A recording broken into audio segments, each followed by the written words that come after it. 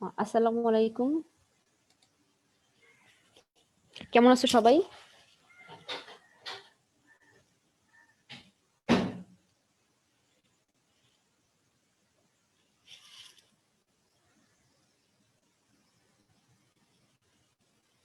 ভাইয়া, আপু,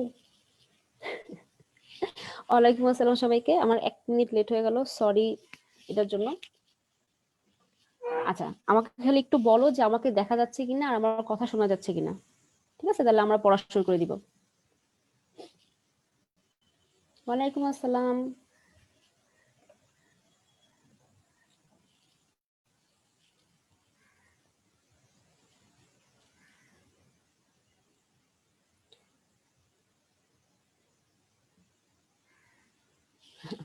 আচ্ছা ঠিক আছে, ক্লিয়ার। তাহলে আজকে আমরা যে চ্যাপ্টার পড়ব সেটার নাম হচ্ছে মানবদেহের প্রতিরক্ষা। ওকে, আচ্ছা তার আগে আমি আমার পরিচয় দেই। আমার নাম হচ্ছে ডক্টর বরিন বিনতে জামান। আমি ঢাকা মেডিকেল কলেজ থেকে আমার এমবিবিএস কমপ্লিট করেছি। আর আজকে তোমাদের জুওলজি ক্লাস নিব।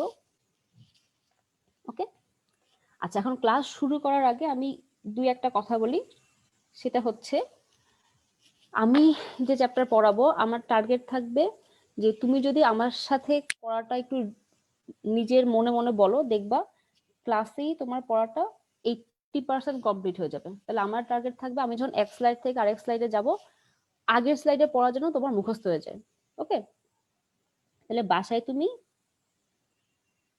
বেশি টাইম পাবা পড়াটা রিভিশন দেওয়ার জন্য। এবং মনে রাখবা, রিভিশন ইজ দ্য কি অফ সাকসেস। তুমি যত বেশি পড়বা তোমার পড়াটা তত বেশি ঝালাই হবে, তুমি পরীক্ষা হলে তত ভালো করতে পারবা। ওকে, আচ্ছা তাহলে আজকে হচ্ছে আমরা পড়বো মানবদেহের প্রতিরক্ষা। তাহলে আগে একটু আসি যে প্রতিরক্ষা বলতে কি বোঝায়। এটা তো আমরা সবাই জানি যে এখন না হয় তুমি করোনার কারণে কম বাইরে যাও, কিন্তু আমরা যখন আগে বাইরে যেতাম, এই ধরো রাস্তার পাশে দাঁড়ায় ভেলপুরি, ফুচকা, চটপটি মামা বানাচ্ছে, একটু কান চুলকাচ্ছে, একটু পা চুলকাচ্ছে, বিভিন্ন জায়গায় চুলকায়, আবার টক ঢালতেছে, তুমি সেটা খাচ্ছ, তোমার তো খুব মজা লাগতেছে। তুমি তো জানো না টক আসলে কি জন্য লাগতেছে, তাই না? তাহলে দেখো, এই যে আমরা বাইরের বিভিন্ন খাবার দাবার খাইতাম, কত রোগ জীবাণু, ভাইরাস, ব্যাকটেরিয়া তার ভিতর আছে। কিন্তু দেখো আমরা কি প্রত্যেকদিন অসুস্থ হই? না। কারণ কি, আমাদের শরীরে এমন একটা সিস্টেম আছে যেটা কাজ হচ্ছে আমাদেরকে ওই রোগ জীবাণুর হাত থেকে রক্ষা করা। এই সিস্টেমটাকে বলা হয় ইমিউনিটি সিস্টেম বা প্রতিরক্ষা তন্ত্র। এখন চিন্তা করো, যখনই তোমার শরীরে কোনো ভাইরাস বা ব্যাকটেরিয়া ঢুকবে, আচ্ছা একটা গ্রেডিং দেওয়া আছে, আবার চেষ্টা থাকবে আজমল স্যারের গ্রেড 1 2 3 তোমাদের আজকে মুখস্থ করায় দেওয়া, দেখি কতটুকু সফল হই। আচ্ছা, যখনই আমাদের শরীরে কোনো ভাইরাস বা ব্যাকটেরিয়া ঢুকবে, তার কাছ থাকে আমাদের শরীর থেকে পুষ্টি গ্রহণ করা। এই কারণে সে করে কি জানো, আমাদের শরীরে ঢুকেই তার টার্গেট থাকে রক্তে চলে যাওয়া, কারণ রক্তে পুষ্টি পাওয়া যায়। আচ্ছা, এই কারণে যখন তুমি ডাক্তারের কাছে যাও অসুস্থ হওয়ার পরে, ডাক্তার কোনো টেস্ট করতে দিক বা না দিক, কোন টেস্টটা করতে অবশ্যই দিবে? Blood test. কারণ সব রোগ জীবাণু টার্গেট কই থাকে? ব্লাডে যাওয়া। আচ্ছা, যখন সে রক্তে যাবে তখন রক্তের কিছু স্পেশাল কোষ আছে যারা এই রোগ জীবাণুটাকে ধ্বংসে আমাদের সাহায্য করে। কোন কোষগুলা মনে আছে? রক্তকণিকা 3 প্রকার: লোহিত রক্তকণিকা, শ্বেত রক্তকণিকা, অনুচক্রিকা। না, এর ভিতরে কোন কোষের কাজ জীবাণু ধ্বংস করা? তোমরা পড়ে আসছো, শ্বেত রক্তকণিকা।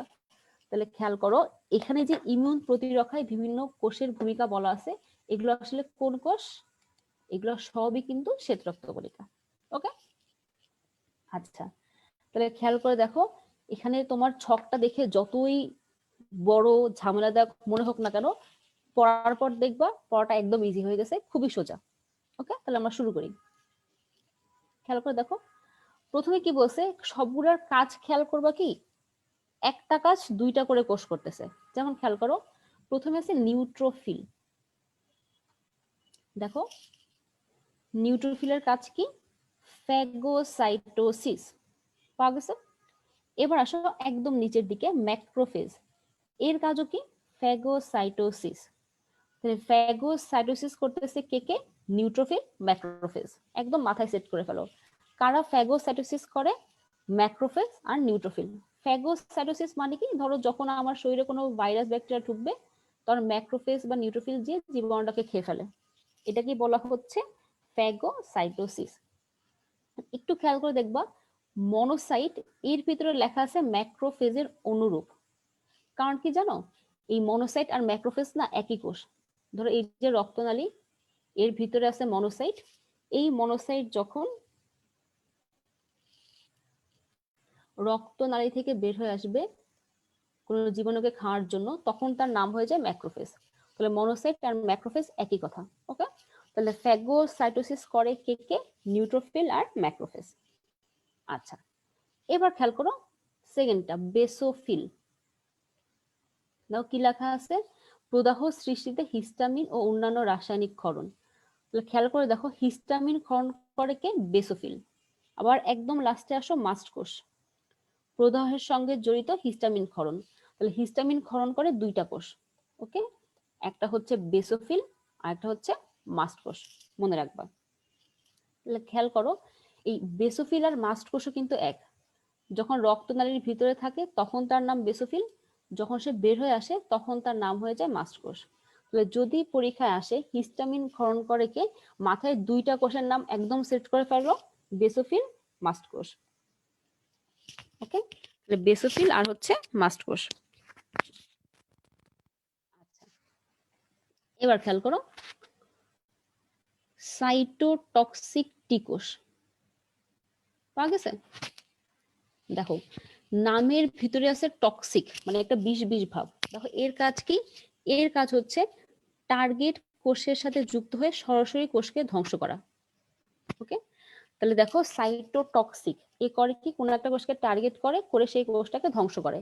এরকম আরেকটা কোষ আছে, সেটা হচ্ছে এনকে কোষ বা ন্যাচারাল কিলার সেল। দেখো এর নামের ভিতরে কিলার কিলার ভাব আছে। তাহলে এর কাজও কি, কোনো কোষের সঙ্গে যুক্ত হয়ে তাকে ধ্বংস করা। ঠিক আছে, তাহলে ভাইরাস আক্রান্ত, এটা আবার একটা স্পেশাল দুইটা কোষের সঙ্গে যুক্ত হয়, সেটা হচ্ছে ভাইরাস আক্রান্ত আর হচ্ছে ক্যান্সার কোষের সাথে। ওকে, তাহলে এখানেও মনে রাখবা টার্গেট, এটা বইয়ে নাই, জাস্ট লিখে রাখো। যদি পরীক্ষায় আসে, যে টার্গেট কোষের সঙ্গে যুক্ত হয়ে কোষকে ধ্বংস করে কে, অ্যান্সার কি হবে? সাইটোটক্সিক টি কোষ। টার্গেট কোষের সাথে যুক্ত হয়ে কোষকে ধ্বংস করে কে, অ্যান্সার কি হবে? সাইটোটক্সিক টি কোষ। আর যদি সাইটোটক্সিক টি কোষ না থাকে তাহলে অ্যান্সার কি হবে? এনকে কোষ। ওকে, আচ্ছা, এবার খেয়াল করো হেল্পার টি কোষ।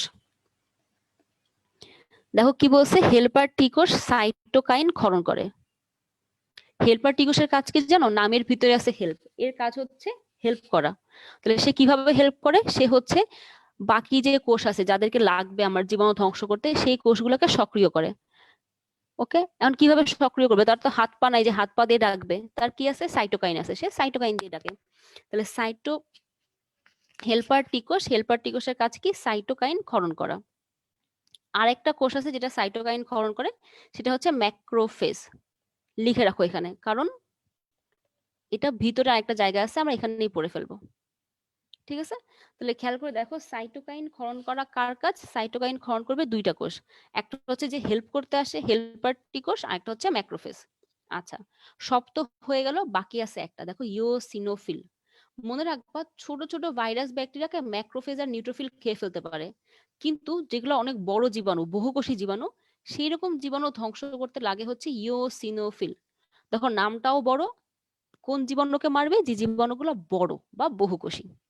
ওকে, তাহলে কাজ কিন্তু একদম ক্লিয়ার। আমি আরেকবার বলতেছি, একদম মাথা ঠান্ডা করে শুনো, দেখবা পড়া একদম হয়ে গেছে, এখানেই মুখস্থ হয়ে গেছে।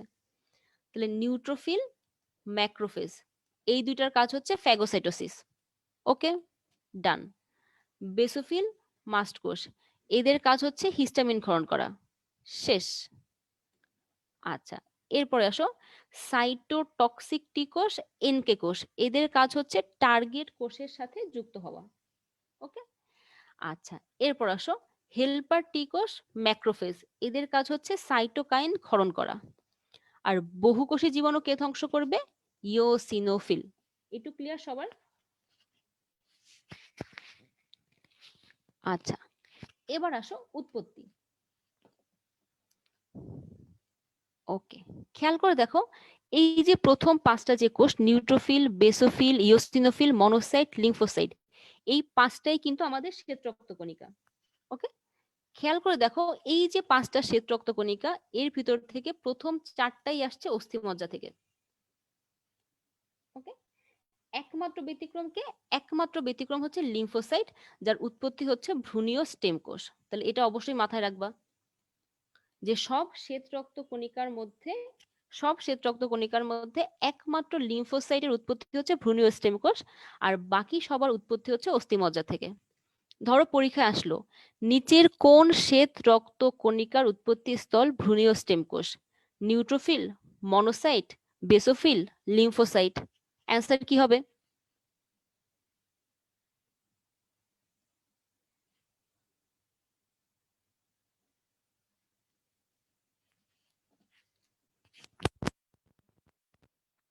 ভেরি গুড, অ্যান্সার হবে ডি, লিম্ফোসাইট। তাহলে মনে রাখবা ভ্রূণীয় স্টেম কোষ থেকে আসে একটা মাত্র শ্বেত রক্তকণিকা, সেটা হচ্ছে লিম্ফোসাইট। আচ্ছা, এবার আসো ম্যাক্রোফেজ আর মাস্ট কোষ। আমি আগেই বলছি যে মনোসাইট যখন রক্তে থাকে তখন তার নাম মনোসাইট, আর যখন সে রক্ত থেকে বের হয়ে আসবে তখন তার নাম হয়ে যায় ম্যাক্রোফেজ। ওকে, তাহলে ম্যাক্রোফেজকে আমরা কোথায় পাবো? সমস্ত টিস্যু আর অঙ্গে।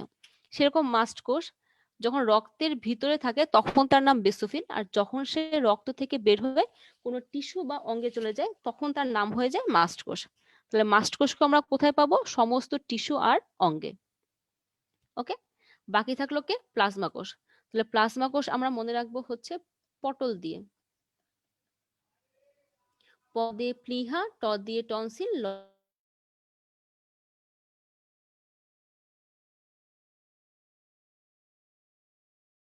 নাম আছে। এটা কিন্তু আমরা সবসময় বলি, যেখানে তিনটা জায়গার নাম পাবা, তিনটা উদাহরণ পাবা, তিনটা বৈশিষ্ট্য পাবা, মনে রাখবা সেটাই ভর্তি পরীক্ষার জন্য মোস্ট ইম্পর্টেন্ট। ওকে, কারণ কি এখান থেকে কোশ্চেন করা অনেক ইজি। ধরো পরীক্ষা আসলো নিচের কোথায় প্লাজমা কোষ পাওয়া যায় না? প্লিহা, টনসিল, অস্থিমজ্জা, লসিকা গ্রন্থি। অ্যান্সার কি হবে?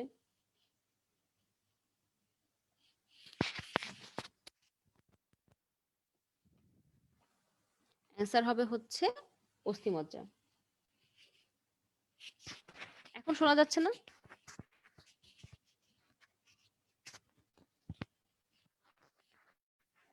একটা সেকেন্ড দাঁড়াও।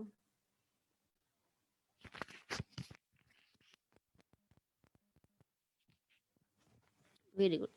তাহলে খেয়াল করো প্লাজমা কোষ কোথায় কোথায় পাওয়া যাবে? প্লিহা, টনসিল আর লসিকা গ্রন্থিতে। এখন খেয়াল করে দেখো যেটার ভিতরে এরকম দাগ দেওয়া আছে, বলতে পারো আপু এদের কি হবে?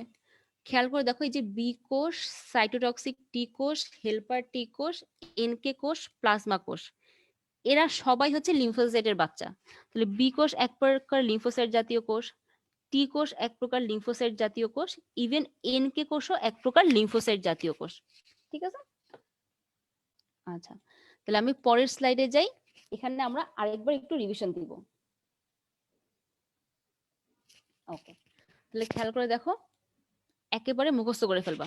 তাহলে ফ্যাগোসাইটোসিস করে কে? দুইটা কোষ, neutrophil, macrophage. Neutrophil, macrophage. Cytokine ক্ষরণ করবে কে? দুইটা কোষ, ম্যাক্রোফেজ আর যে হেল্প করতে আসে মানে হেল্পার টি কোষ। ওকে,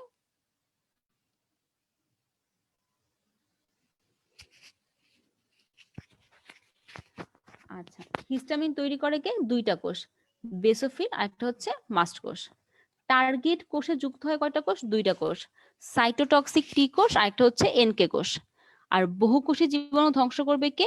ইওসিনোফিল। ঠিক আছে, তাহলে কোন কোষের কাজ কি এটা কি সবার ক্লিয়ার?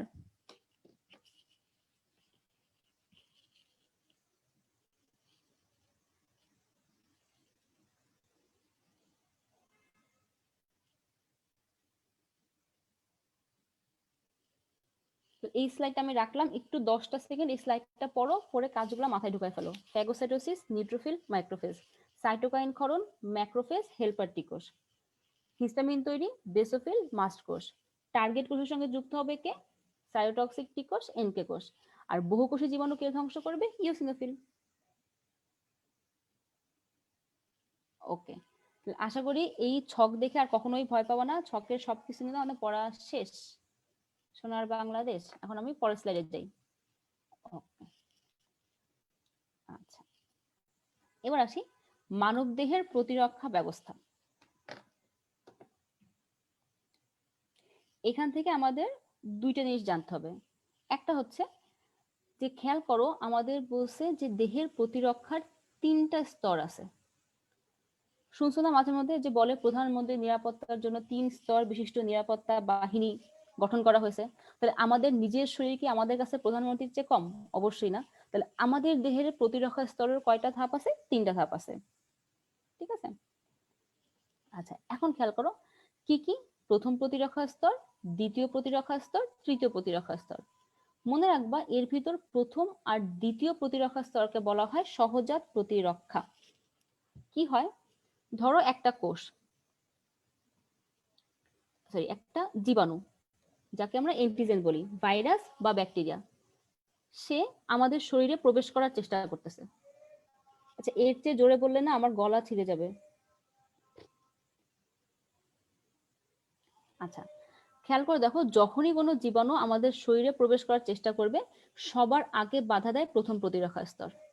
ধরো জীবাণু তোমার রক্তে প্রবেশ করে ফেলছে, ঠিক আছে, তখন কাজ করবে দ্বিতীয় প্রতিরক্ষা স্তর। আচ্ছা, এই জীবাণুকে মারার জন্য তৈরি হয় অ্যান্টিবডি আর টি কোষ। এই দুইটাকে বলা হয় তৃতীয় প্রতিরক্ষা স্তর। এখন খেয়াল করে দেখো, এই প্রথম আর দ্বিতীয় প্রতিরক্ষা স্তর কিন্তু তোমার জন্ম থেকেই ছিল, তাই না? এই কারণে প্রথম আর দ্বিতীয় স্তরকে বলা হয় সহজাত প্রতিরক্ষা। মনে রাখবা, জাত মানে হচ্ছে জন্ম, আর সহ মানে হচ্ছে সাথে বা থেকে। এই কারণে প্রথম আর দ্বিতীয় প্রতিরক্ষা স্তরকে বলা হয় সহজাত প্রতিরক্ষা স্তর। কিন্তু খেয়াল করে দেখো, এই তৃতীয় প্রতিরক্ষা স্তরে যেটা, অর্থাৎ অ্যান্টিবডি, আমি পড়ার সুবিধার জন্য শুধু অ্যান্টিবডিকে ধরে নিলাম। এই অ্যান্টিবডি কি আগে তোমার ছিল? ছিল না। যখন জীবাণু রক্তে প্রবেশ করছে তারপরে যে অ্যান্টিবডি তৈরি হয়, এই কারণে অ্যান্টিবডি বা তৃতীয় প্রতিরক্ষা স্তরকে বলা হয় অর্জিত প্রতিরক্ষা। ওকে, আচ্ছা, এখন আরেকটা জিনিস জানতে হবে যে এই প্রথম আর দ্বিতীয় প্রতিরক্ষা স্তরকে বলা হয় নন স্পেসিফিক। কারণ কি জানো, ভাইরাস ঢুকুক, ব্যাকটেরিয়া ঢুকুক, যাই ঢুকুক না কেন, সবার জন্যই প্রথম আর দ্বিতীয় প্রতিরক্ষা স্তর কাজ করবে। কিন্তু এই তৃতীয় প্রতিরক্ষা স্তরকে বলা হয় স্পেসিফিক, অর্থাৎ সে কিছুটা আমি তোমার তুমি আমার এই মনোভাবে চলে। অর্থাৎ ধরো তোমার শরীরে পোলিওর অ্যান্টিবডি আছে, এ শুধুমাত্র পোলিওর ভাইরাসকেই মারবে, এ আর কোনো ভাইরাস ব্যাকটেরিয়া যাই ঢুকুক না কেন তার কিচ্ছু যায় আসে না, সে ওই দিক তাকাবেও না। অর্থাৎ তৃতীয় প্রতিরক্ষা স্তরটা হচ্ছে স্পেসিফিক। ওকে, তাহলে এখান থেকে জাস্ট 3টে জিনিস আমরা পড়বো, একদম মাথা ঠান্ডা করে শুনো, সব বাদ। আমরা এখান থেকে 3টে জিনিস পড়বো, যে আমাদের দেহের প্রতিরক্ষার কয়টা স্তর আছে? 3টা স্তর, প্রথম, দ্বিতীয়, তৃতীয়। আচ্ছা, এর ভিতর প্রথম আর দ্বিতীয় স্তরকে বলা হয় সহজাত প্রতিরক্ষা, ঠিক আছে? আচ্ছা, আর তৃতীয়কে বলা হয় অর্জিত প্রতিরক্ষা।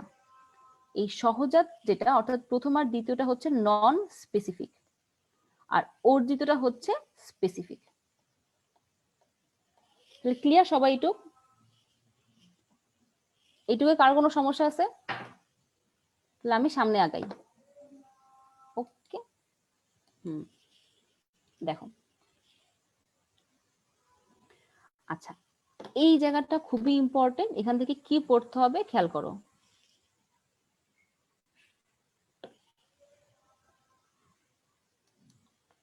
এই দেখো, আচ্ছা, এখন আমাদের জানতে হবে যে প্রথম প্রতিরক্ষা স্তরে কোন কোন উপাদান আছে, দ্বিতীয় প্রতিরক্ষা স্তরে কোন কোন উপাদান আছে। তো প্রথম প্রতিরক্ষা স্তরে কোন উপাদান আছে এটা মনে রাখার জন্য আমরা একটা ছন্দ পড়ব, সেটা হচ্ছে অতল এসি। ওকে, খেয়াল করো, অ দিয়ে হচ্ছে অশ্রু ও লালা, ত দিয়ে হচ্ছে ত্বক, ল দিয়ে হচ্ছে লোম, এসিড এ দিয়ে হচ্ছে অ্যাসিড। দুইটা অ্যাসিড আছে খেয়াল করো, একটা হচ্ছে পৌষ্টিক নালীর অ্যাসিড আর একটা হচ্ছে রেচন জননতন্ত্রের অ্যাসিড। আর সি দিয়ে হবে হচ্ছে সিলিয়া এবং সিরুমেন। ওকে, তাহলে আমার সাথে এখনই মুখস্থ করে ফেলো। ফেস টু ফেস ক্লাস হলে আমি একদম মুখস্থ করে দিতাম, তো তোমরা যেহেতু দূরে বসে আসো, তোমরা আপুর কথা শুনে মনে মনে একবার পড়ো, দেখো মুখস্থ হয়ে যাবে। তাহলে প্রথম প্রতিরক্ষা স্তরের উপাদান কে কে আমরা পড়বো? অতল এসি, অ দিয়ে অশ্রু ও লালা, ত দিয়ে ত্বক, ল দিয়ে লোম, এসিড এ দিয়ে হচ্ছে অ্যাসিড, পৌষ্টিক নালীর অ্যাসিড, আর একটা হচ্ছে রেচন জননতন্ত্রের অ্যাসিড, আর সি দিয়ে হবে কি সিলিয়া আর সিরুমেন। ক্লিয়ার? পরীক্ষায় কিভাবে কোশ্চেন আসে? ধরো পরীক্ষায় কোশ্চেন আসলো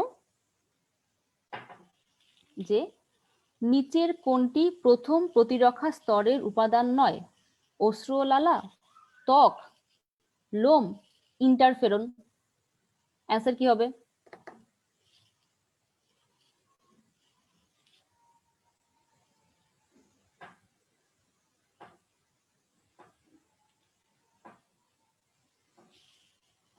ভেরি গুড, অ্যান্সার কি হবে? ইন্টারফেরন।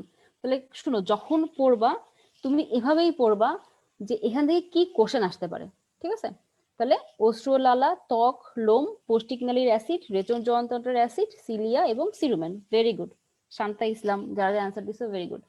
আচ্ছা, এবার খেয়াল করো 4 নাম্বার পয়েন্টটা। এখান থেকে আমরা কি পড়বো? দেখো অশ্রু ও লালার সেকেন্ড লাইনে দেওয়া আছে যে অশ্রু ও লালায় একটা এনজাইম থাকে যার নাম হচ্ছে লাইসোজাইম। ওকে, এই লাইসোজাইম এনজাইম কি হিসেবে কাজ করে? ব্যাকটেরিয়া নাশক। খুবই ইম্পর্টেন্ট, পরীক্ষায় আসে অশ্রু ও লালায় কোন এনজাইম রয়েছে যা ব্যাকটেরিয়া নাশক হিসেবে কাজ করে? অ্যান্সার কি হবে? লাইসোজাইম। আচ্ছা, এরপরে খেয়াল করো সিরুমেন। তোমরা যদি এখন সবাই কানের ভিতর হাত ঢুকাও, ঢুকাই একটু মোচড় দাও, তারপর হাতটা সামনে আনো, দেখবা হাতের ভিতর বাদামি বাদামি ময়লা আছে। এটা আসলে কিসের জন্য আছে জানো? এই কানের ভিতরে আমাদের একটা গ্রন্থি আছে যার নাম হচ্ছে সিরুমিনাস গ্রন্থি। এই সিরুমিনাস গ্রন্থি থেকে নিঃসৃত হবে সিরুমেন। এই সিরুমেন হচ্ছে একটা মোমের মতো পদার্থ, অর্থাৎ যখন কানের ভিতর দিয়ে ধুলাবালি ঢুকে সিরুমেন করে কি সেই ধুলাবালিকে আটকায় ফেলে। ওকে, তাহলে খেয়াল করে দেখো সিরুমেন কোথায় আছে? কানের ভিতর। পরীক্ষা এটাই আসে যে সিরুমিনাস গ্রন্থি কই পাওয়া যায়? চোখ, কান, নাক, মুখ। অ্যান্সার কি হবে? কান। ওকে, আচ্ছা, এরপর খেয়াল করো পৌষ্টিক নালীর অ্যাসিড। এটা তোমরা পরিপাক চ্যাপ্টারে অবশ্যই পড়ে আসছো যে আমাদের পাকস্থলীতে একটা শক্তিশালী অ্যাসিড আছে যার নাম হচ্ছে হাইড্রোক্লোরিক অ্যাসিড। ওকে, তাহলে পাকস্থলীতে কোন অ্যাসিড বিদ্যমান? Hydrochloric acid. আচ্ছা, এরপরে খেয়াল করো রেচন জনন তন্ত্রের অ্যাসিড। তাহলে আমাদের যোনিতে যে ব্যাকটেরিয়া আছে, ভালো ব্যাকটেরিয়া গুলা, তারাও এক প্রকার অ্যাসিড তৈরি করে যার নাম হচ্ছে ল্যাকটিক অ্যাসিড। তাহলে রেচন জননতন্ত্রে কোন অ্যাসিড থাকবে? Lactic acid. আর ঝামেলা কি হয় জানো? পরীক্ষায় আসে যে যোনিতে অবস্থিত ব্যাকটেরিয়া কোন অ্যাসিড ক্ষরণ করে। অপশনের শুরুতেই থাকে হাইড্রোক্লোরিক অ্যাসিড, তারপর থাকে ল্যাকটিক অ্যাসিড। তোমাদের কেন জানি হাইড্রোক্লোরিক অ্যাসিডের প্রতি অগাধ ভালোবাসা। অপশনে হাইড্রোক্লোরিক অ্যাসিড দেখলেই তোমার তাকে দাগাইতে মন চায়, যার কারণে এই কোশ্চেনটা ম্যাক্সিমাম বাচ্চা ভুল করে আসো। তাহলে মনে রাখবা পৌষ্টিক তন্ত্রে হাইড্রোক্লোরিক অ্যাসিড, কিন্তু রেচন জননতন্ত্রে কোন অ্যাসিড? Lactic acid. ক্লিয়ার সবাই? তাহলে প্রথম প্রতিরক্ষা স্তর আমাদের পড়া শেষ।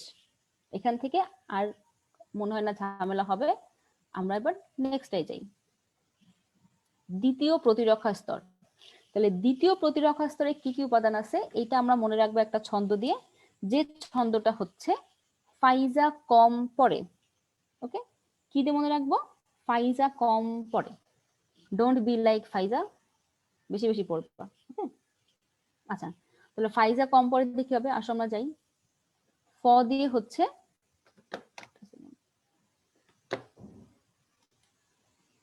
খেয়াল করে দেখো, ফ দিয়ে হবে হচ্ছে ফ্যাগোসাইট।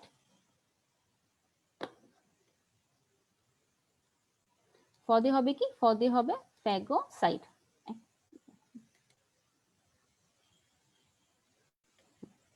ঈদে হবে হচ্ছে ইন্টারফেরন। দেখো 5 নম্বরে আছে। ঈদে কি হবে? ঈদে হবে ইন্টারফেরন। আচ্ছা, জ দিয়ে হবে হচ্ছে জ্বর। দেখো 6 নম্বরে আছে। ক দিয়ে হবে কমপ্লিমেন্ট সিস্টেম। দেখো 4 নম্বরে আছে। ম দিয়ে হবে মারণ কোষ। দেখো 2 নম্বরে আছে, সহজাত মারণ কোষ। ওকে, আর প দিয়ে হবে হচ্ছে প্রদাহ। পাওয়া গেছে? আচ্ছা, এই ফাইজা ফ্রম ক্ষুধা লাগছে কে আগের ক্লাস একদম বসছিল? হ্যাঁ, যাই হোক, এই সব এখানে কমেন্ট করার জিনিস না। তারপরেও তো দেখো ফ্যাগোসাইট। এখন খেয়াল করো এখান থেকে আমরা কি কি পড়বো? ফ্যাগোসাইট। তাহলে ফ্যাগোসাইট কারা? আমরা আগেই জানছি, যারা ফ্যাগোসাইটোসিস করে, যেমন নিউট্রোফিল আর হচ্ছে ম্যাক্রোফেজ। আচ্ছা, একটা কোশ্চেন ধরে নেই। তাহলে আমরা কি জানি? দ্বিতীয় প্রতিরক্ষা স্তর হচ্ছে ফাইজা কম পড়ে। ফ্যাগোসাইট, ইন্টারফেরন, জ্বর, ক দিয়ে কমপ্লিমেন্ট, ম দিয়ে মানন কোষ, প দিয়ে প্রদাহ। ধরো পরীক্ষা আসলো, নিচের কোনটি দ্বিতীয় প্রতিরক্ষা স্তরের অন্তর্ভুক্ত নয়? ফ্যাগোসাইট, ইন্টারফেরন, অশ্রু লালা, জ্বর। অ্যান্সার কি হবে? বলেন বলেন। ফ্যাগোসাইট, ইন্টারফেরন, অশ্রু লালা, জ্বর। খুব ফেমাস। ভেরি গুড আতিকা, আরশি, শান্তা ইসলাম, গুড। ওকে, তাহলে আমরা পারবো। এখন আসি ফ্যাগোসাইটকে নিউট্রোফিল আর ম্যাক্রোফেজ আমরা পড়ে আসছি প্রথম ছকে। আচ্ছা, এরপর আসো সহজাত মারণ কোষ, মানে ন্যাচারাল কিলার সেল বা এনকে সেল। এটাও আমরা পড়ে আসছি যে এনকে সেল হচ্ছে এক ধরনের লিম্ফোসাইট জাতীয় কোষ, তাই না? আচ্ছা, এবার আসো 4 নাম্বার কমপ্লিমেন্ট সিস্টেম বা কমপ্লিমেন্ট।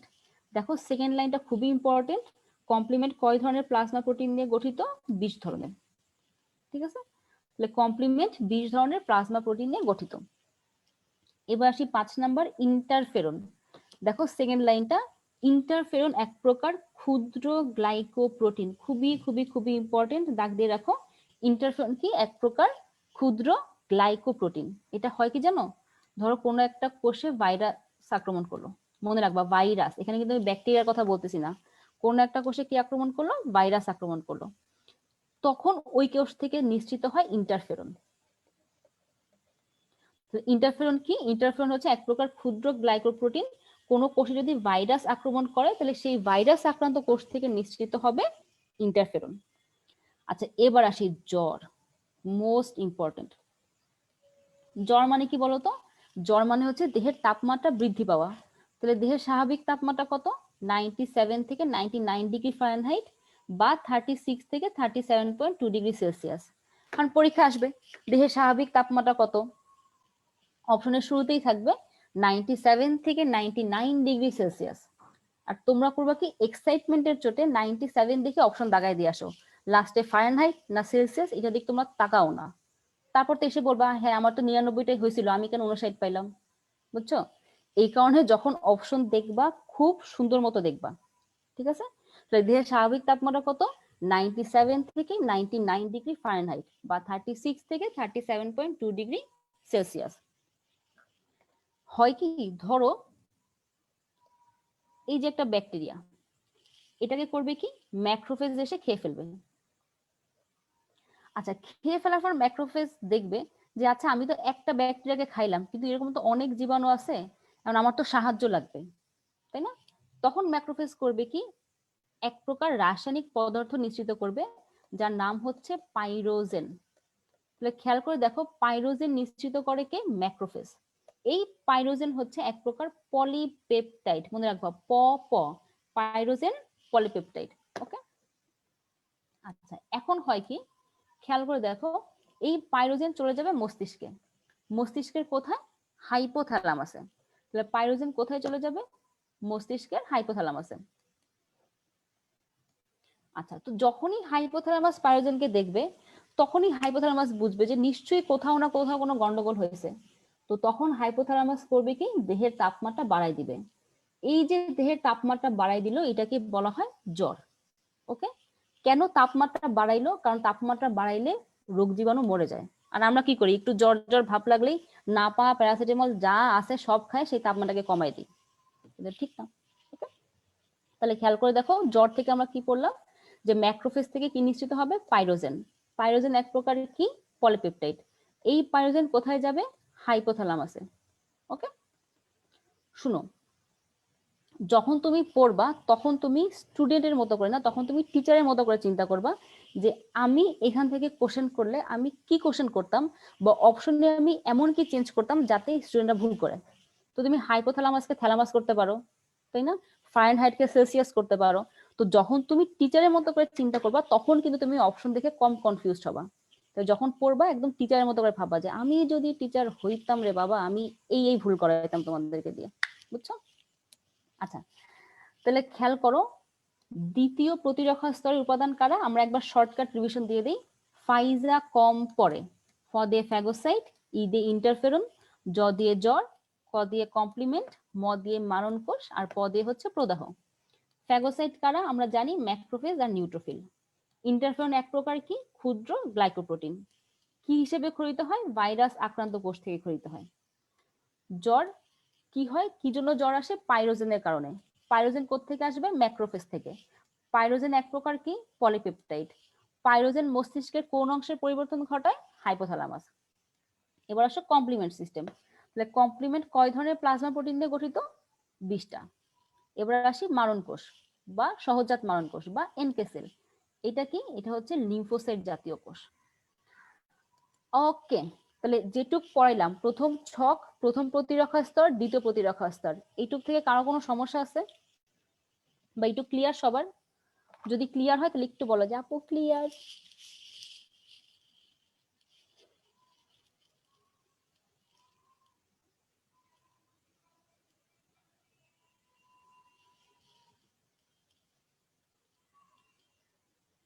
ওকে, তাহলে এখন থ্যাংক ইউ শেফা। তাহলে এখন আমি তোমাদেরকে 30 সেকেন্ড টাইম দিচ্ছি, যেটুক পড়াইছি একবার একটু দেখে আসো, আমরা একটা স্পট এক্সাম দিব, দেখি বাচ্চারা কতটুকু মনে আছে।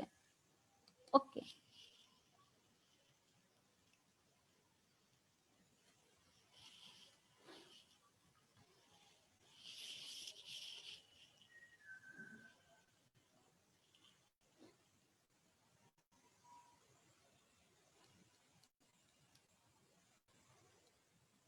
ওকে, তাহলে আমরা একটা স্পট এক্সাম দিয়ে ফেলি। নাও 5টা কোশ্চেন, 5 × 25 সেকেন্ড লাগবে তোমাদের অ্যান্সার করতে। সবাই খাতায় লিখো, হ্যাঁ, কেউ কমেন্ট সেকশনে লিখো না, কালকে যখন সলভ ক্লাস হবে তখন আমি অ্যান্সার বলে দিব।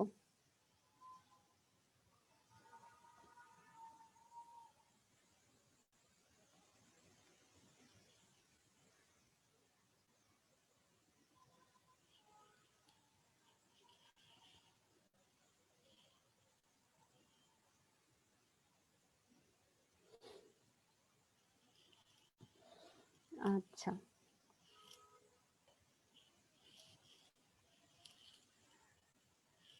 কোন ভাইয়া? আমি কোনো ভাইয়াকে চিনি না। আচ্ছা, তাহলে স্পট এক্সাম দেওয়া হয়েছে, এবার হচ্ছে আমরা পরের স্লাইডে যাই। ওকে, এবার আসো দেহের প্রতিরক্ষায় ত্বকের ভূমিকা। ঠিক আছে, গুড।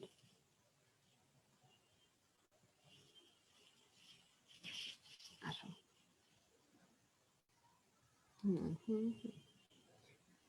খেয়াল করে দেখো, দেহের প্রতিরক্ষায় ত্বকের ভূমিকা, এখান থেকে বোঝার কিছুই নেই, এখানে অনেক ইনফরমেশন দিয়ে দেওয়া আছে, আমাদের জাস্ট মাথায় ঢুকাইতে হবে। কোন কোন ইনফরমেশন খেয়াল করে দেখো। কি বলছে? ত্বক, ত্বকের বাইরের স্তরটা হচ্ছে এপিডার্মিস। ওকে, তো ত্বকের কয়টা স্তর আছে জানো? ত্বকের 3টা স্তর আছে। আচ্ছা, সব থেকে বাইরের স্তরের নাম এপিডার্মিস। এখন আমাকে কেউ বলো যে ত্বকের মাঝখানের স্তরের নাম কি আর ত্বকের ভেতরের স্তরের নাম কি? কে বলতে পারবা? ত্বকের সব থেকে বাইরের স্তরের নাম হচ্ছে এপিডার্মিস, তো ত্বকের মাঝখানের স্তরের নাম কি আর ত্বকের একদম ভেতরের স্তরের নাম কি?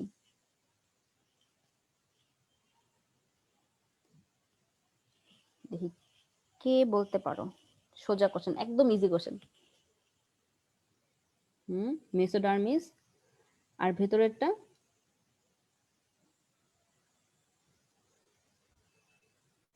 গুড, এন্ডোডার্ম না?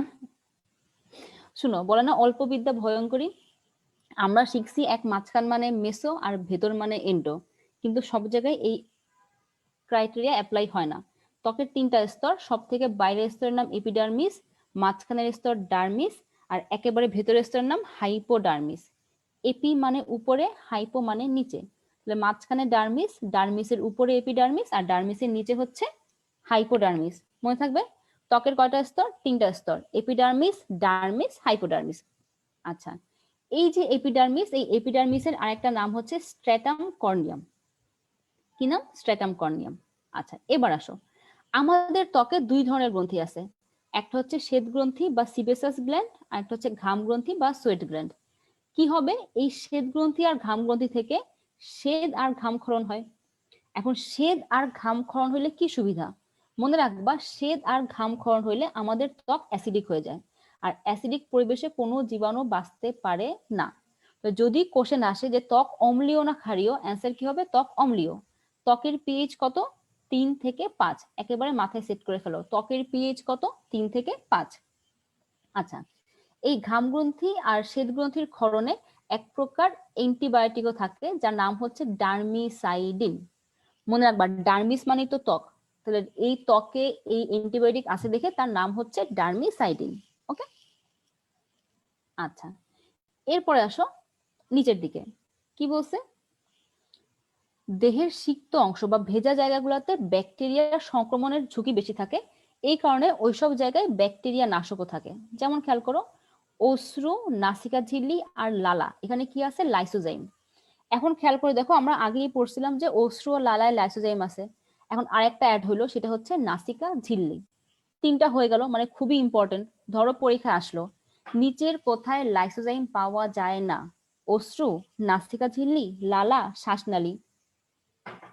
অ্যান্সার কি হবে? শ্বাসনালী, ঠিক আছে। তাহলে কোথায় কোথায় লাইসোজাইম পাওয়া যায় সেটা হচ্ছে অশ্রু, নাসিকা ঝিল্লি, লালা। সিমেনে কি থাকে? স্পার্মিন। দুধে কি থাকে? ল্যাক্টোপার অক্সিডেজ। দুধে কি থাকবে? ল্যাক্টোপার অক্সিডেজ। ওকে, আচ্ছা এরপরে খেয়াল করো, কানের ভিতরে সিরুমিনাস গ্রন্থি থাকে, এটা আমরা আগেই পড়ে আসছি যে সিরুমিনাস গ্রন্থি কোথায় থাকবে? কানের ভেতরে। তাহলে আমি এই পেজ থেকে যা যা পড়াইছি একবার বলতেছি, সবাই কানটা খুলে চোখটা বন্ধ করো, বন্ধ করে আমার পড়াটা শুনো, দেখবা পড়া মুখস্থ হয়ে গেছে। একদম ইজি। প্রথমে আমরা কি পড়ছি? যে ত্বকের 3টা স্তর আছে। সব থেকে বাইরের স্তরের নাম এপিডার্মিস, মাঝখানের স্তর ডার্মিস, একেবারে ভেতরের স্তর হাইপোডার্মিস।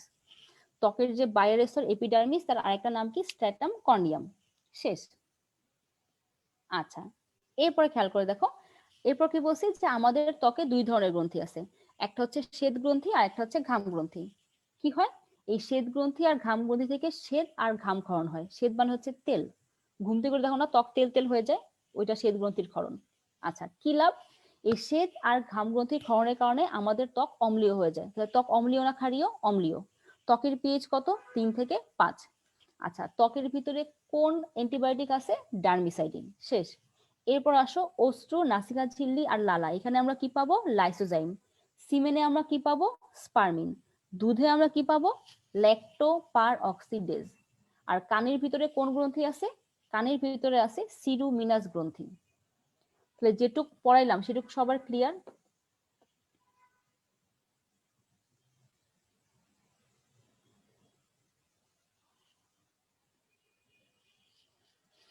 ওকে, তাহলে আমি পরের স্লাইডে যাই, ঠিক আছে।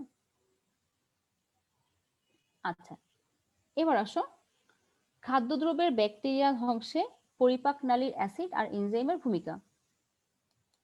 এখান থেকে আমাদের কি কি পড়তে হবে দেখো, আমরা কি পড়লাম? যে লাইসোজাইম ব্যাকটেরিয়া ধ্বংস করে, তাই তো। এখন আমাদের জানতে হবে এই যে একটা লাইসোজাইম সে কোন কোন ব্যাকটেরিয়া ধ্বংস করে। খেয়াল করে দেখো 3টা ব্যাকটেরিয়ার নাম আছে, এই 3টা ব্যাকটেরিয়ার নাম আমরা মনে রাখবো বেস্ট দিয়ে। ব দিয়ে ব্যাসিলাস, শর্ট দিয়ে স্টেফিলোকক্কাস, শর্ট দিয়ে স্ট্রেপ্টোকক্কাস। ওকে, তাহলে লাইসোজাইম কোন কোন ব্যাকটেরিয়া ধ্বংস করবে? 3টা ব্যাকটেরিয়া, ব্যাসিলাস, স্ট্রেপ্টোকক্কাস, স্টেফিলোকক্কাস। ধরো পরীক্ষা আসলো, নিচের কোন ব্যাকটেরিয়া লাইসোজাইম ধ্বংস করে না? Bacillus, streptococcus, staphylococcus, candida. তখন অ্যান্সার কি হবে? Bacillus, staphylococcus, streptococcus, candida. কোন ব্যাকটেরিয়াকে লাইসোজাইম ধ্বংস করে না? তাহলে ক্যান্ডিডা। Very good. আচ্ছা এরপরে খেয়াল করো, তোমরা পরিপাক চ্যাপ্টারে পড়ে আসছো, ভেরি গুড মরিয়ম শিমলা। ওকে, আমরা পরিপাক চ্যাপ্টারে পড়ছিলাম যে আমাদের লালা হচ্ছে অম্লীয়, তাই না? এখন মনে রাখবা, অম্ল বা অ্যাসিড তোমার দাঁতের জন্য ক্ষতিকর। তাহলে দাঁতকে সেই অ্যাসিডের হাত থেকে বা সেই ক্ষয়ের হাত থেকে রক্ষা করার জন্য একটা ক্ষার মুখের ভিতর আছে যার নাম হচ্ছে হাইড্রোজেন কার্বনেট আয়ন। খুবই খুবই খুবই ইম্পর্টেন্ট। ওকে, তাহলে খেয়াল করে দেখো, সৃষ্টিকর্তা আমাদের কত ব্যালেন্স করে বানাইছে। মুখে ব্যাকটেরিয়া ধ্বংস করার জন্য লালাকে করে দিছে অম্লীয়, আবার সেই অম্লের হাত থেকে দাঁতকে রক্ষা করার জন্য কি দিয়ে দিছে? Hydrogen carbonate ion. আচ্ছা এবার আসো পাকস্থলী। আমরা কি বলছিলাম যে পাকস্থলীতে একটা শক্তিশালী অ্যাসিড আছে যেটা হচ্ছে হাইড্রোক্লোরিক অ্যাসিড।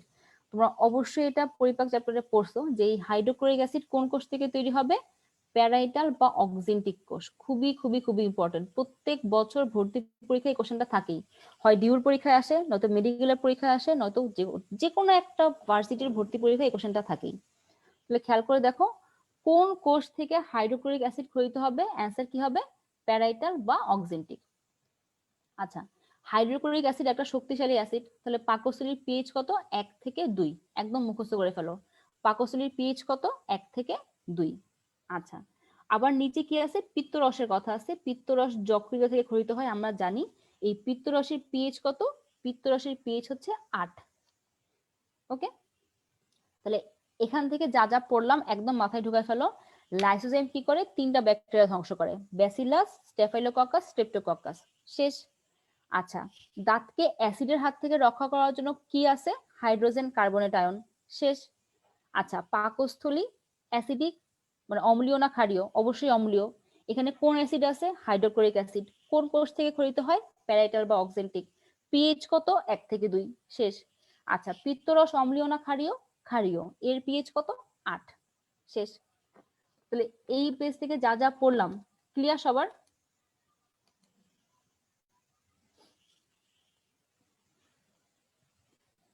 ওকে, তাহলে আমি পরের স্লাইডে যাই। দেখো আমরা অনেকগুলো পিএইচ পড়ছি, পিএইচ নিয়ে ভেজাল লাগতে পারে, সেই ভেজাল দূর করার জন্য আমরা পিএইচ গুলো একসাথে দিয়ে দিছি। তাহলে খেয়াল করে দেখো ত্বকের পিএইচ কত, 3 থেকে 5, পাকস্থলীর পিএইচ কত, 1 থেকে 2, আর পিত্তরসের পিএইচ কত, 8। তাহলে আশা করি যেটুকু পড়ছি এখান থেকে আর কোনো ঝামেলা হবে না। গুড, কি লক্ষ্মী বাচ্চা কাচ্চা তোমরা, বাহ। এবার আসি ব্যাকটেরিয়া ধ্বংসে ম্যাক্রোফেজ আর নিউট্রোফিলের ভূমিকা। এখন আমরা জানি ব্যাকটেরিয়া ধ্বংসে ম্যাক্রোফেজ আর নিউট্রোফিলের কি ভূমিকা, এর কাজই হচ্ছে জীবাণুকে খাওয়া, তাই না, অর্থাৎ ফ্যাগোসাইটোসিস করা। তাহলে এখান থেকে বোঝার আর কিছু নাই, যা বোঝার আমরা জানি। কিন্তু এই ম্যাক্রোফেজ আর নিউট্রোফিলের মধ্যে দেখবা বইয়ের ভিতর অনেক অনেক অনেক সংখ্যা দিয়ে দিছে, এটা আমরা একটু কম্পেয়ার করে পড়বো, তাহলে আমাদের মনে থাকবে। আসো। আচ্ছা, কি বলছে খেয়াল করো, যে শ্বেতকণিকার 4% হচ্ছে ম্যাক্রোফেজ, তার মানে ম্যাক্রোফেজ একটু কম থাকে। ওকে, তাহলে শ্বেতকণিকার কয় পার্সেন্ট ম্যাক্রোফেজ, 4%। আর নিউট্রোফিল অনেক বেশি থাকে, নিউট্রোফিল থাকে 60 থেকে 70%। আচ্ছা, এবার আসি, খেয়াল করে দেখো ম্যাক্রোফেজের কিন্তু সাইজ অনেক বড়, ব্যাস কত, 60 থেকে 80 মাইক্রোমিটার। আর নিউট্রোফিল আকারে একটু ছোট হয়, নিউট্রোফিলের ব্যাস কত, 12 থেকে 15 মাইক্রোমিটার। এখন খেয়াল করে দেখো ম্যাক্রোফেজ যেহেতু আকারে বড়, এই ব্যাকটেরিয়াও বেশি খাইতে পারে। তাহলে একটা ম্যাক্রোফেজ কয়টা ব্যাকটেরিয়া খাবে, 100টা। আর নিউট্রোফিলের যেহেতু সাইজ ছোট ছোট সরি নিউট্রোফিল করে কি, কম ব্যাকটেরিয়া খায়, 3 থেকে 20টা। ওকে, তাহলে খেয়াল করে দেখো শ্বেত রক্তকণিকার ভিতর আছে ম্যাক্রোফেজ আর নিউট্রোফিল যারা ফ্যাগোসাইটোসিস করে। তাহলে ম্যাক্রোফেজ হচ্ছে সাইজে অনেক বড়, এই কারণে সে ব্যাকটেরিয়া খায় বেশি, 100টা। নিউট্রোফিল সাইজে ছোট, সে ব্যাকটেরিয়া খায় কম, 3 থেকে 20টা। আচ্ছা, এরপর খেয়াল করো আমরা আগেই পড়ে আসছি যে ম্যাক্রোফেজ কি ক্ষরণ করে, সাইটোকাইন, এই যে বইয়ের এখানে আছে। ওকে, তাহলে ম্যাক্রোফেজ কি করবে, ম্যাক্রোফেজ সাইটোকাইন ক্ষরণ করে, নতুন বইয়ে 4% আছে। ওকে, আচ্ছা, আর নিউট্রোফিল থেকে আমরা এক্সট্রা কি পড়বো, যে নিউট্রোফিলের নিউক্লিয়াস 2 থেকে 5 খণ্ড বিশিষ্ট। ব্যাস, তাই যেটুকু পড়াইলাম আবার খেয়াল করো, শ্বেতকণিকার 4% হচ্ছে ম্যাক্রোফেজ, আর 60 থেকে 70% হচ্ছে নিউট্রোফিল।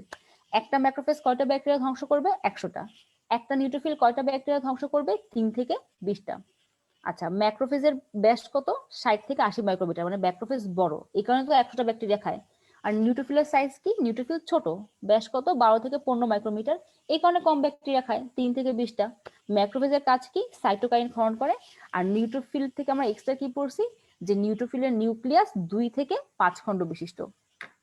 তাহলে ক্লিয়ার সবাই এইটুক ছকটা? আর এবার একটু দেখো, যেহেতু অনেক সংখ্যা, অনেক কনফিউজড হয়ে যাও, এই কারণে আমি চেষ্টা করছি একটু তুলনা করে পড়ানোর, যাতে মনে থাকে।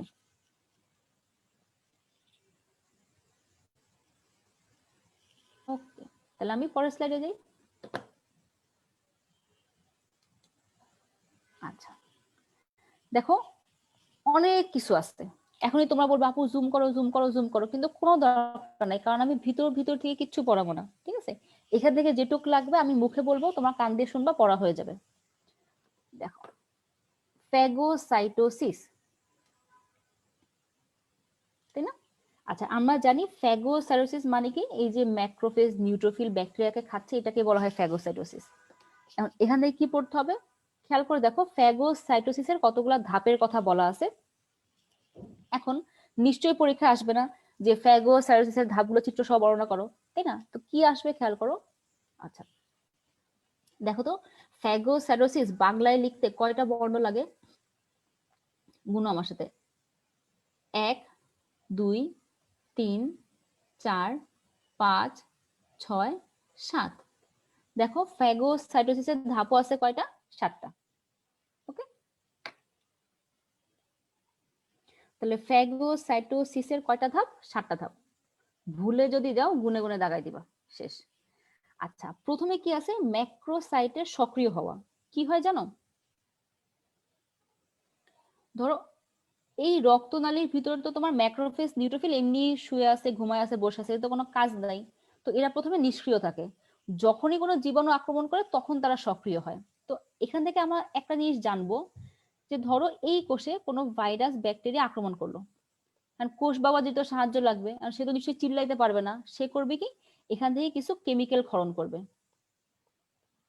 তো যখনই ম্যাক্রোফেজ আর নিউট্রোফিল দেখবে যে আচ্ছা ঠিক আছে, একটা জায়গা থেকে কেমিক্যাল আসতেছে, তার মানে নিশ্চয়ই ওখানেই আক্রমণ হয়েছে, তখন ম্যাক্রোফেজ আর নিউট্রোফিল করবে কি, ওই কেমিক্যালের দিকে হাঁটা শুরু করবে।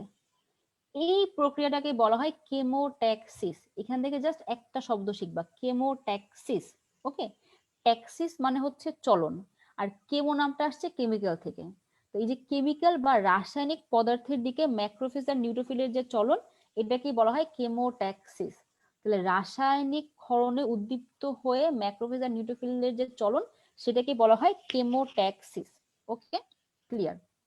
আচ্ছা, এরপর মনে করো এই ম্যাক্রোফেজ নিউট্রোফিল এখানে এসে এই ভাইরাস ব্যাকটেরিয়াকে খাওয়া শুরু করবে। এখন মনে রাখবা, এই ভাইরাস ব্যাকটেরিয়াকে যে খাচ্ছে বা অণুজীব যে ভক্ষণ করতেছে, এই ভাইরাস ব্যাকটেরিয়াকে খাইতে তার সময় লাগে খুবই কম। দেখো, মাত্র 0.01 সেকেন্ড। তাহলে একটা ভাইরাস বা ব্যাকটেরিয়া খাইতে ম্যাক্রোফেজ আর নিউট্রোফিলের কতক্ষণ সময় লাগবে? 0.01 সেকেন্ড। ওকে, আচ্ছা, এরপর কি হয়? ধরো এই যে ব্যাকটেরিয়াটা আছে, এখানে ম্যাক্রোফেজ আসলো, এসে দুই পাশ থেকে ক্ষণপথ তৈরি করবে।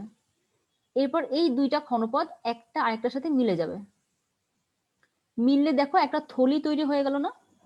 এই থলিটাকে বলা হয় ফ্যাগোজোম। তাহলে 3 নম্বর পয়েন্টটা কি? ফ্যাগোজোম সৃষ্টি। শেষ। এরপর কি হয়? এই ফ্যাগোজোমের সাথে লাইসোজোম এসে যুক্ত হয়। তাহলে ফ্যাগোজোম আর লাইসোজোম একত্রে বলা হয় ফ্যাগোলাইসোজোম। এই লাইসোজোম করবে কি, এর ভিতর প্রচুর এনজাইম থাকে, এই এনজাইম গুলো ফ্যাগোজোমের ভিতর পাঠিয়ে দিবে, আর তখন এই ফ্যাগোজোমে থাকা ব্যাকটেরিয়া মরে যাবে। শেষ। তো আমাদের এখান থেকে কি জানতে হবে? এত কিচ্ছু জানতে হবে না, আমি এখন যে কটা কথা বলবো একদম মাথায় সেট করে ফেলবা। প্রথমে আসি ফ্যাগোসাইটোসিস কে করে, আমরা অনেকবার পড়ে আসছি, ম্যাক্রোফেজ আর নিউট্রোফিল। শেষ। ফ্যাগোসাইটোসিসের কয়টা ধাপ? 7টা ধাপ। ক্লিয়ার? আচ্ছা, কেমোট্যাক্সিস কি? যখন রাসায়নিক পদার্থের দিকে ম্যাক্রোফেজ আর নিউট্রোফিল চড়া শুরু করে, সেইটাকে আমরা বলি কেমোট্যাক্সিস। আচ্ছা, একটা অণুজীব ভক্ষণ করতে ম্যাক্রোফেজ আর নিউট্রোফিলের কতক্ষণ সময় লাগবে? 0.01 সেকেন্ড। শেষ। আচ্ছা, যে থলিটা তৈরি হয় তার নাম কি? ফ্যাগোজোম। ফ্যাগোজোমের সঙ্গে কি যুক্ত হয়? লাইসোজোম। ফ্যাগোজোম আর লাইসোজোম একত্রে কি বলা হয়? ফ্যাগোলাইসোজোম। ক্লিয়ার সবাই?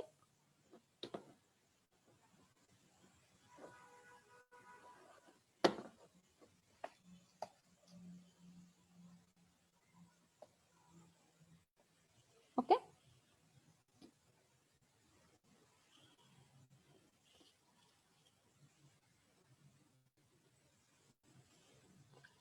ওকে। তাহলে তোমাদের আমি এখন আবার 30 সেকেন্ড সময় দিচ্ছি। যেটুকু পড়াইছি জাস্ট একবার চোখ বুলো, আমরা একটা ছোট্ট পরীক্ষা দিয়ে ফেলি, দেখি আমাদের কি মনে আছে।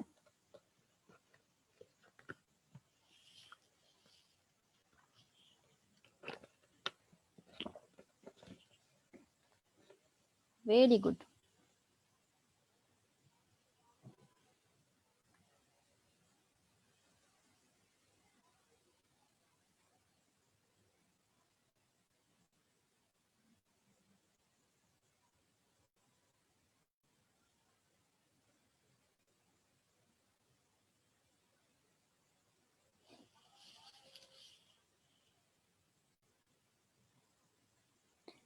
ওকে, তাহলে আমরা এখন পরীক্ষাটা দেই। গুড। স্পট এক্সাম 2, কেউ কমেন্টে অ্যান্সার লিখবা না, যে লিখবা তাকে একটা মাইক দিব এখান থেকে ভার্চুয়ালি। ঠিক আছে, সবাই খাতায় অ্যান্সার লিখো। 5টা কোশ্চেন আছে, তো তোমরা একদম ফটাফট লিখে ফেলো, সবাই পারবা আমি জানি।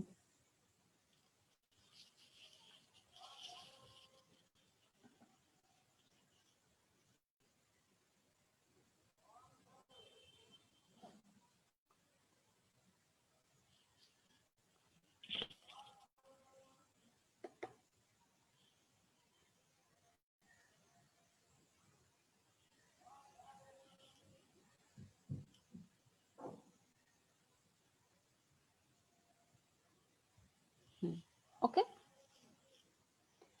তাহলে আশা করি সবাই অ্যান্সার লিখে ফেলছো। হয়ে গেলে একটু ডান লিখো। ডান, ও গুড, বাহ, অস্থির। আচ্ছা, এবার আসো, সহজাত ও অর্জিত অনাক্রম্যতা। আমি এতক্ষণ যা যা পড়াইছি তার মধ্যে সবচেয়ে ইম্পর্টেন্ট হচ্ছে এই জায়গাটা। এখানে 4টা উদাহরণ আছে, 4টা উদাহরণই পরীক্ষার জন্য খুবই খুবই খুবই ইম্পর্টেন্ট। ঠিক আছে, আমরা একদম মুখস্থ করে ফেলবো জায়গাটা। দেখো কি বলছে, সহজাত ও অর্জিত অনাক্রম্যতা।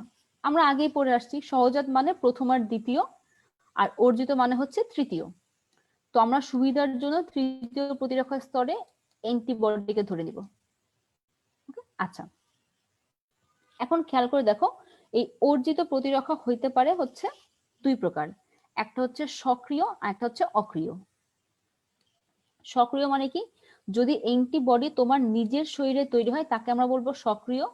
আর যদি অ্যান্টিবডি তোমার শরীরে তৈরি হয় নাই, তুমি অন্য কারো কাছ থেকে পাইছো, এটা হচ্ছে অক্রিয়। ওকে, তাহলে সক্রিয় অক্রিয়। আচ্ছা, যদি অ্যান্টিবডি তোমার শরীরে তৈরি হয়েছে প্রাকৃতিক ভাবে, তাকে আমরা বলবো প্রাকৃতিক সক্রিয়। অ্যান্টিবডি তোমার শরীরে তৈরি হয়েছে কিন্তু কৃত্রিম ভাবে, তাকে আমরা বলবো কৃত্রিম সক্রিয়। আচ্ছা, অক্রিয় মানে কি, অ্যান্টিবডি তোমার শরীরে তৈরি হয় নাই, তুমি অন্য কারো কাছ থেকে পাইছো। প্রাকৃতিক ভাবে পাইছো প্রাকৃতিক অক্রিয়, কৃত্রিম ভাবে পাইলা কৃত্রিম অক্রিয়। ওকে, এখন পরীক্ষার হলে ধরে আসলো যে এইটা কোন ধরনের অনাক্রম্যতা, তুমি চিন্তা করবে, আচ্ছা এটা কি শরীরে তৈরি হয়েছে না বাইরে থেকে পাইছে, আচ্ছা এটা কি প্রাকৃতিক ভাবে আসলো না কৃত্রিম ভাবে আসলো। এই চিন্তা করবা 2 মিনিট ধরে, 3 নম্বর মিনিটে ভুলটা জায়গায় চলে আসবা। কিন্তু আমাদের পরীক্ষা হলে কনফিউজ হওয়া যাবে না, আমাদের পরীক্ষা হলে এত টাইমও খরচ করা যাবে না, এত চিন্তাও করা যাবে না, কেউ তোমার কাছে ব্যাখ্যা যাবে না। এই জন্য আমরা একদম শর্টকাটে পড়বো, যাতে আমরা 10 সেকেন্ডে ঠিকটা অ্যান্সার করতে পারি। তো প্রথমে আসি সক্রিয়। দেখো কি বলছে, প্রাকৃতিক সক্রিয়। তাহলে প্রাকৃতিক সক্রিয়কে আমরা একটু শর্টকাট নামে ডাকবো, সেটা হচ্ছে প্রাস।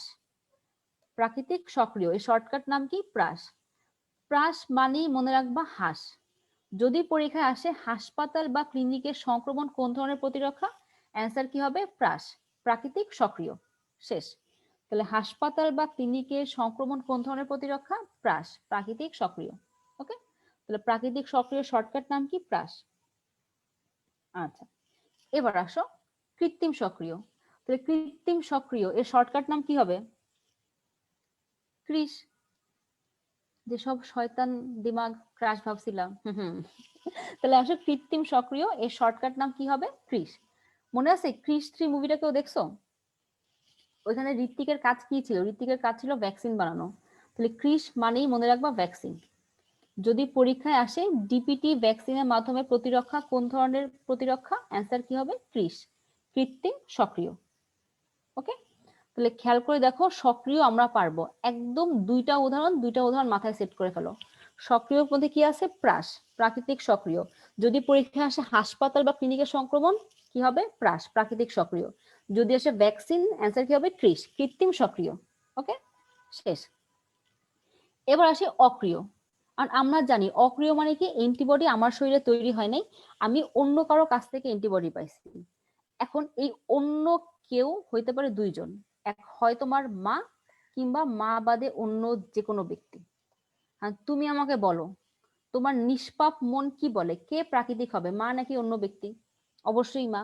তার মানে যদি মায়ের কাছ থেকে কোনো শিশু অ্যান্টিবডি পায়, সেটা হবে প্রাকৃতিক অক্রিয়। ওকে, আচ্ছা, মা বাদে অন্য যে কোনো ব্যক্তির কাছ থেকে যদি অ্যান্টিবডি পাওয়া যায়, তাহলে সেটা কি হবে, কৃত্রিম অক্রিয়। ওকে, তাহলে ক্লিয়ার সবাই?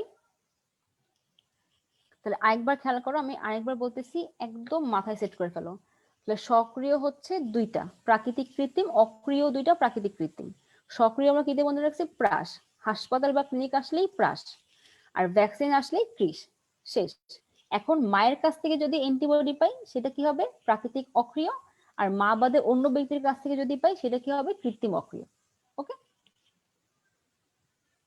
তাহলে পারবা সবাই এই 4টা উদাহরণ? কারো কোনো সমস্যা আছে এই 4টা উদাহরণ থেকে?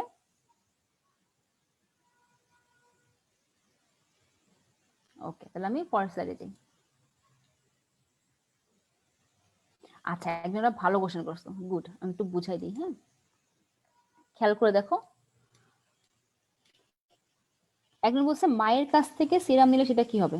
ওকে, একটা জিনিস খেয়াল করো, এটা যদিও বোঝানোর কথা না এখন, কারণ তোমার পরীক্ষা হলে কখনো ও এক্সপ্লেন করতে হবে না, কিন্তু তা আমি বুঝাই দিচ্ছি। অক্রিয় মানে কি? অ্যান্টিবডি তোমার শরীরে তৈরি হয় নাই, তুমি অন্য কারো কাছ থেকে পাইছো। প্রাকৃতিক উপায় পাইলে প্রাকৃতিক অক্রিয়। এখন একটা বাচ্চা মায়ের দুধ পান করতেছে, এটা অবশ্যই প্রাকৃতিক উপায়। তাহলে মায়ের দুধের মাধ্যমে যদি অ্যান্টিবডি পাই, প্রাকৃতিক অক্রিয়। আচ্ছা, আর কৃত্রিম অক্রিয় কোনটা জানো? একটু করোনার যেহেতু সময় চলতেছে, আমি একটু আরেকবার বুঝাই দিচ্ছি। ধরো এই যে এ ব্যক্তি, সে করোনায় আক্রান্ত হয়েছে, তাহলে তার শরীরে করোনার অ্যান্টিবডি আছে। এখন ধরো বি ব্যক্তি, সে করোনায় আক্রান্ত, কিন্তু তার শরীরে অ্যান্টিবডি এখনো তৈরি হয় নাই। তো কি হবে? ধরো আমরা এ ব্যক্তির শরীর থেকে অ্যান্টিবডি নিয়ে বি ব্যক্তির শরীরে ঢুকাই দিলাম। এখন খেয়াল করো, এই অ্যান্টিবডি কি বি ব্যক্তির শরীরে তৈরি হয়েছে? না, সে আরেকজনের কাছ থেকে পাইছে। তাহলে সক্রিয় না অক্রিয়? যেহেতু অন্যের কাছ থেকে পাইছে, অক্রিয়। আর এটা কি প্রাকৃতিক ভাবে এই ব্যক্তির শরীরে আসছে? না, আমরা ইনজেকশনের মাধ্যমে ঢুকাইছি। তাহলে কি প্রাকৃতিক না কৃত্রিম? কৃত্রিম। ওকে,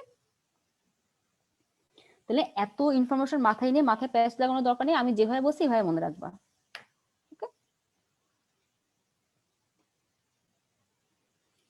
তাহলে আমি পরের পেজে যাই।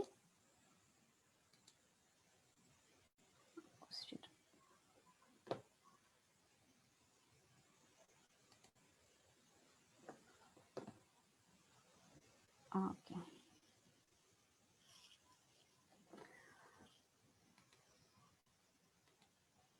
আচ্ছা, এবার আসি এখান থেকে কি পড়বো। এখানে এই ছকটা দেখলো আমাদের মাথা ঘুরায়, তাই না? যে কত কিছু কত কিছু কত কিছু লেখা আছে। আসলে এত কিছু পড়তে হবে না, আপু যেটুকু বলতেছে এইটুকু মাথায় রাখবা, তাইলেই হবে। কি হয়,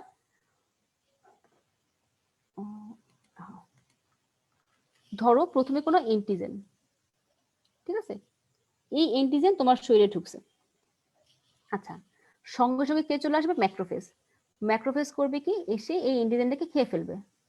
তাহলে এন্টিজেন শরীরে ঢুকলো, ম্যাক্রোফেজ এন্টিজেনটাকে খেয়ে ফেললো, এটাকে বলা হয় ফ্যাগোসাইটোসিস। দেখো কতবার আমরা পড়লাম, তাই না?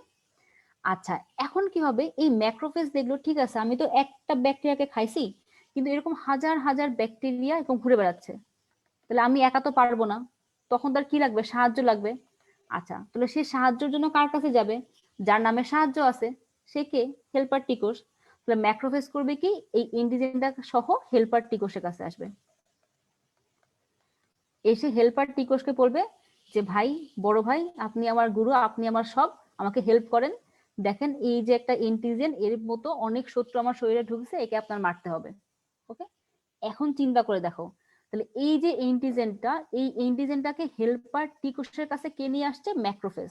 এই কারণে ম্যাক্রোফেজকে বলা হয় এন্টিজেন উপস্থাপক কোষ বা এন্টিজেন প্রেজেন্টিং সেল বা এপিসি। ক্লিয়ার? এটা কিন্তু খুবই খুবই খুবই ইম্পর্টেন্ট, পরীক্ষায় আসে যে কোন কোষকে এন্টিজেন উপস্থাপক কোষ বলে। অ্যান্সার কি হবে? ম্যাক্রোফেজ। কারণ ম্যাক্রোফেজ এন্টিজেনটাকে নিয়ে হেল্পার টিকোষের কাছে আসছে। আচ্ছা, হেল্পার টিকোষ করবে কি? হেল্পার টিকোষ তার দুই ঘুমন্ত সৈনিককে জাগাবে, একটা হচ্ছে বি কোষ আর একটা হচ্ছে টি কোষ। ওকে, বি কোষ ঘুম থেকে উঠে কি তৈরি করবে? প্লাজমা কোষ। প্লাজমা কোষ থেকে তৈরি হবে অ্যান্টিবডি, আর সাথে কিছু স্মৃতিকোষও তৈরি হবে। আর এই অনভিজ্ঞ সাইটোটক্সিক টি কোষ সে ঘুম থেকে উঠে তৈরি করবে কার্যকর সাইটোটক্সিক টি কোষ। তাহলে এবার খেয়াল করো, একদম মনোযোগ দিয়ে শুনবা। তাহলে খেয়াল করে দেখো, আমাদের শরীরে জীবাণু ধ্বংস হতে পারে দুই ভাবে, এক হয় বি সেলের মাধ্যমে, নয়তো সাইটোটক্সিক টি সেলের মাধ্যমে, তাই না? অর্থাৎ বি সেল থেকে তৈরি হয় অ্যান্টিবডি। তাহলে আমাদের শরীরে জীবাণু ধ্বংস হবে দুই ভাবে, এক হয় অ্যান্টিবডির মাধ্যমে, নয়তো দুই সাইটোটক্সিক টি সেলের মাধ্যমে। ওকে, আচ্ছা, এপিসির ফুল ফর্ম হচ্ছে antigen presenting cell. Thank you Nishab. তোমাদের সিনিয়র যে আপু আছে, আপু তোমাদের কোশ্চেনের অ্যান্সার দিয়ে দিচ্ছে। ওকে, ভেরি গুড। আচ্ছা, খেয়াল করে দেখো, তাহলে আমাদের শরীরে জীবাণু ধ্বংস হতে পারে দুই ভাবে, এক অ্যান্টিবডির মাধ্যমে আর একটা হচ্ছে সাইটোটক্সিক টি সেলের মাধ্যমে। তাহলে যদি অ্যান্টিবডির মাধ্যমে জীবাণু ধ্বংস হয় তাকে আমরা কি বলবো? অ্যান্টিবডি নির্ভর সারা। আর যদি সাইটোটক্সিক টি সেলের মাধ্যমে ধ্বংস হয়, দেখো সাইটোটক্সিক টি সেল মানে কোষ, তাকে আমরা বলবো কোষ নির্ভর সারা। একবার পরীক্ষা আসছিল কোষ নির্ভর সারায় কোন কোষ জীবাণু ধ্বংস করে?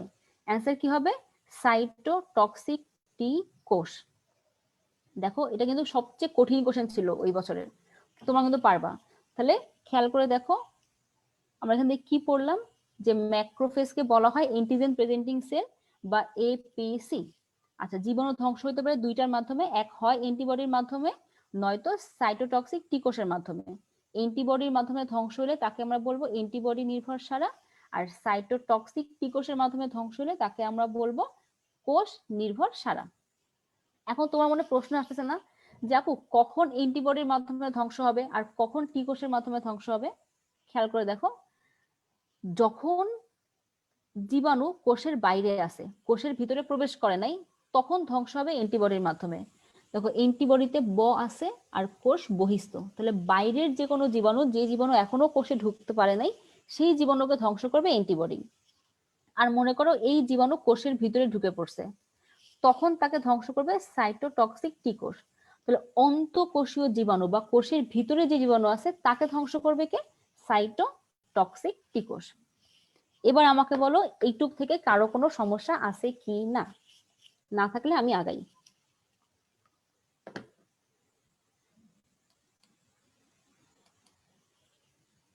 এটুক থেকে পারবা সবাই? ক্লিয়ার সবার এটুক?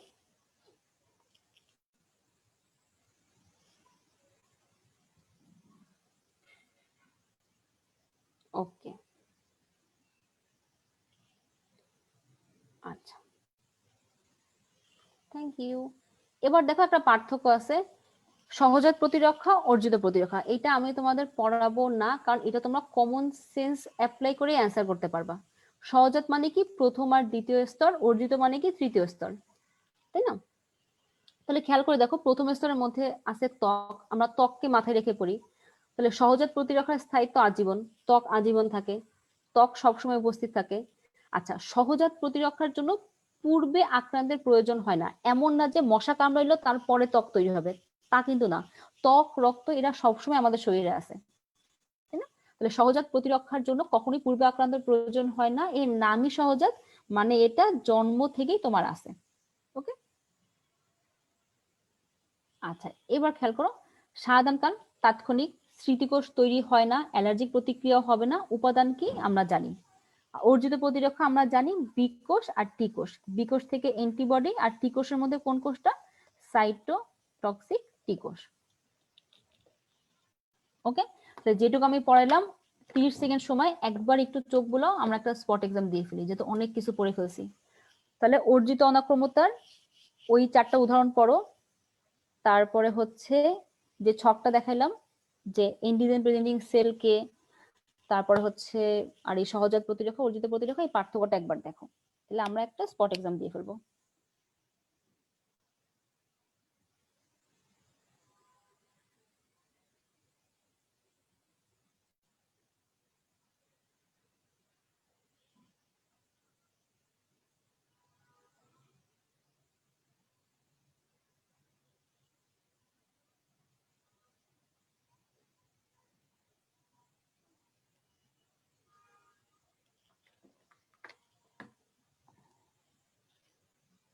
ওকে, আচ্ছা, তাহলে আমরা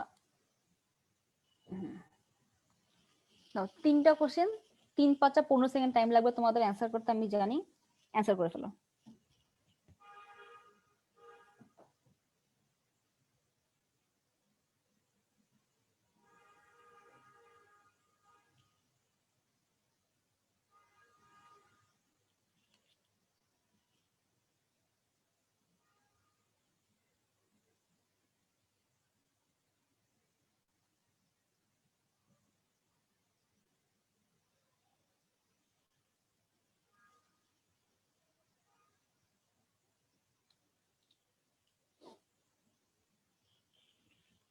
হয়ে গেছে, ভেরি গুড, তোমরা তো সেই বুলেটস,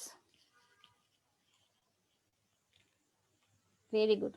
তাহলে আমরা পরেরটায় যাই। এখনকার পড়াশোনা খুবই সোজা কিন্তু ইম্পর্টেন্ট, ঠিক আছে? আচ্ছা,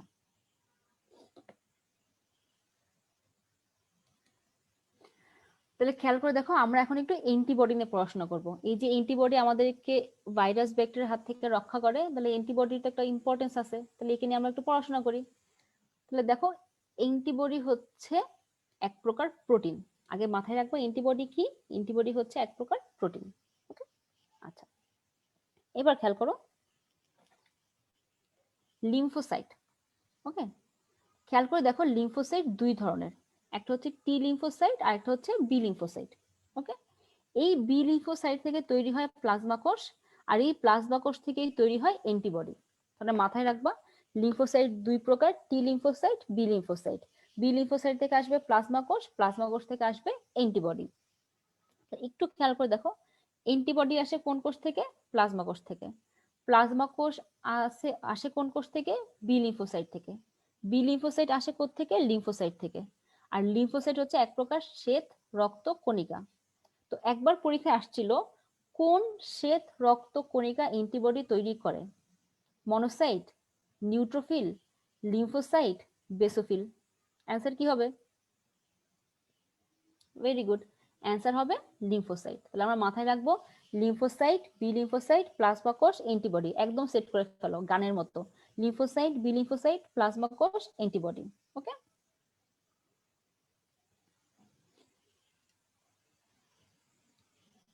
গুড। আর একটা জিনিস মনে রাখবা যে মানুষের দেহে প্রায় কত ধরনের অ্যান্টিবডি উৎপন্ন হতে পারে? 100 মিলিয়ন বা 10 কোটি। ঠিক আছে, 100 মিলিয়ন বা 10 কোটি। আচ্ছা, এবার আসুন অ্যান্টিবডির গঠন, এটা আরো সোজা কিন্তু ইম্পর্টেন্ট, আমাদের বেশিক্ষণ লাগবে না পড়তে। তাহলে আমরা আগেই পড়ে আসছি যে কয় ধরনের অ্যান্টিবডি উৎপন্ন হতে পারে? 100 মিলিয়ন বা 10 কোটি। এরপরে খেয়াল করো অ্যান্টিবডি প্রধান কয়টা অংশ নিয়ে গঠিত? 4টা অংশ। কি কি আছে? ভারী ও হালকা শৃঙ্খল। খেয়াল করে দেখো, এইটা আর এইটা হচ্ছে ভারী শৃঙ্খল, আর এইটা আর এইটা হচ্ছে হালকা শৃঙ্খল। ওকে, আমি যদি এখানে আঁকি, তাহলে এই দুইটা হচ্ছে ভারী শৃঙ্খল আর এই দুইটা হচ্ছে হালকা শৃঙ্খল। তাহলে দুইটা ভারী শৃঙ্খল, দুইটা হালকা শৃঙ্খল, দুইটা ভারী শৃঙ্খল, দুইটা হালকা শৃঙ্খল। এবার আসো ভারী শৃঙ্খলের আণবিক ওজন কত? 50 থেকে 70 কিলো ডাল্টন। আর হালকা শৃঙ্খলের আণবিক ওজন কত? 23 কিলো ডাল্টন। তাহলে মাথায় রাখবা ভারী শৃঙ্খল আছে দুইটা, হালকা শৃঙ্খল আছে দুইটা। ভারী শৃঙ্খলের আণবিক ওজন কত? 50 থেকে 70 কিলো ডাল্টন। হালকা শৃঙ্খলের আণবিক ওজন কত? 23 কিলো ডাল্টন। আচ্ছা শোনো, আমি কিন্তু এক কথা বারবার বলি, অনেকে বিরক্ত হইতে পারো, কিন্তু আমার কিচ্ছু করার নেই। আমি এটা বিশ্বাস করি, আমি যখন একটা কথা বারবার শুনবো, এটা কিন্তু আমার মাথায় কোনো না কোনো জায়গায় থেকে যায়। পরীক্ষার হলে হয়তো তুমি এটা আগের একটা রিভিশন দিয়ে আসো নাই, কিন্তু অপশন দেখলে বা কোশ্চেন দেখলে তোমার মনে পড়বে, হ্যাঁ আপু তো এই কথাটা বারবার বলছিল, তখন থ্যাংক ইউ দিবা আপুকে। আচ্ছা, তাহলে ভারী শৃঙ্খল কয়টা? দুইটা। হালকা শৃঙ্খল কয়টা? দুইটা। ভারী শৃঙ্খলের আণবিক ওজন কত? 50 থেকে 70 কিলো ডাল্টন। আর হালকা শৃঙ্খলের কত? 23 কিলো ডাল্টন। আচ্ছা, এবার আসো ডাইসালফাইড বন্ড। দেখো ডাইসালফাইড বন্ড কয়টা থাকে? 3টা। অনেকে ডাই শুনে ভাবতে পারে 2, কিন্তু না, ডাইসালফাইড বন্ড থাকে 3টা। এই ভারী আর হালকার মধ্যে থাকবে একটা, এই ভারী আর হালকার মধ্যে একটা, আর দুইটা ভারীর মধ্যে একটা। ঠিক আছে, তাহলে ডাইসালফাইড বন্ড থাকে, খেয়াল করো, একটা, দুইটা, 3টা। আচ্ছা, এবার আসো স্থায়ী ও পরিবর্তনশীল অঞ্চল। আচ্ছা, মনে রাখবা একটা অ্যান্টিবডির পুরা জায়গাটাই বলতে গেলে স্থায়ী অঞ্চল। একমাত্র যে জায়গাটা দিয়ে অ্যান্টিজেনকে ধরে, উপরের জায়গাটা, এটা হচ্ছে পরিবর্তনশীল অঞ্চল। মানে অ্যান্টিজেন যদি গোল হয়, তাহলে ধরতে গেলে অ্যান্টিবডিরও গোল হইতে হবে। অ্যান্টিজেন যদি লম্বা হয়, ধরতে গেলে অ্যান্টিবডিরও লম্বা হইতে হবে। তার মানে অ্যান্টিজেনের আকার চেঞ্জ হয় দেখে অ্যান্টিবডির ওই জায়গাটার আকারটাও চেঞ্জ হয়। তাহলে যে জায়গাটা দিয়ে অ্যান্টিজেনকে ধরবে ওই জায়গাটাই হচ্ছে পরিবর্তনশীল অংশ। এবং এই পরিবর্তনশীল অংশের একটা স্পেশাল নাম আছে, সেটা হচ্ছে প্যারাটপ। ওকে, তো মনে রাখবা প্যারাটপ কিসের মতো কাজ করে? তালা চাবি। তালার যেমন শেপ, চাবিও সেরকম শেপ হবে, এই কারণে প্যারাটপকে বলা হয় তালা চাবির মতো কাজ করে। আচ্ছা, এরপরে কি আছে? কবজা অঞ্চল। দেখো এই যে ভাত খাওয়া জায়গাটা, এরকম তো আছে। এই কবজির মতো ভাত খাওয়া যে জায়গাটা, এটাকেই বলা হয় কবজা অঞ্চল। এটার কাজ কি? এটার কাজ হচ্ছে নমনীয়তা দান করা। ওই একটু নড়তেছে চড়তেছে, একটু নমনীয়তা দান করে। ওকে, তাহলে খেয়াল করো, অ্যান্টিবডির গঠন আমি আরেকবার বলতেছি, যা যা বলবো একদম মাথায় সেট করে ফেলো। আচ্ছা, অ্যান্টিবডি আমরা কি পড়ে আসছিলাম, যে অ্যান্টিবডি 100 মিলিয়ন বা 10 কোটি ধরনের অ্যান্টিবডি উৎপন্ন হতে পারে। অ্যান্টিবডি হচ্ছে এক প্রকার প্রোটিন। অ্যান্টিবডির কয়টা অংশ? 4টা অংশ। প্রথমে আসছি ভারী ও হালকা শৃঙ্খল। 2টা ভারী শৃঙ্খল, 2টা হালকা শৃঙ্খল। ভারী শৃঙ্খলের আণবিক ওজন কত? 50 থেকে 70 কিলো ডাল্টন। আর হালকা শৃঙ্খলের আণবিক ওজন কত? 23 কিলো ডাল্টন। আচ্ছা, এরপর আমরা কি পড়ছি? Disulphide bond. ডাইসালফাইড বন্ড থাকবে কয়টা? 3টা।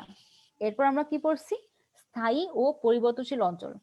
যে জায়গাটা দিয়ে এন্টিজেনকে ধরে সেটাই হচ্ছে পরিবর্তনশীল অংশ, এবং ওই অংশের একটা স্পেশাল নাম আছে যেটা হচ্ছে প্যারাটপ। আর লাস্টে কবজার মতো যে জায়গাটা, এটাই হচ্ছে কবজা অঞ্চল। এটার কাজ কি? নমনীয়তা দান করা।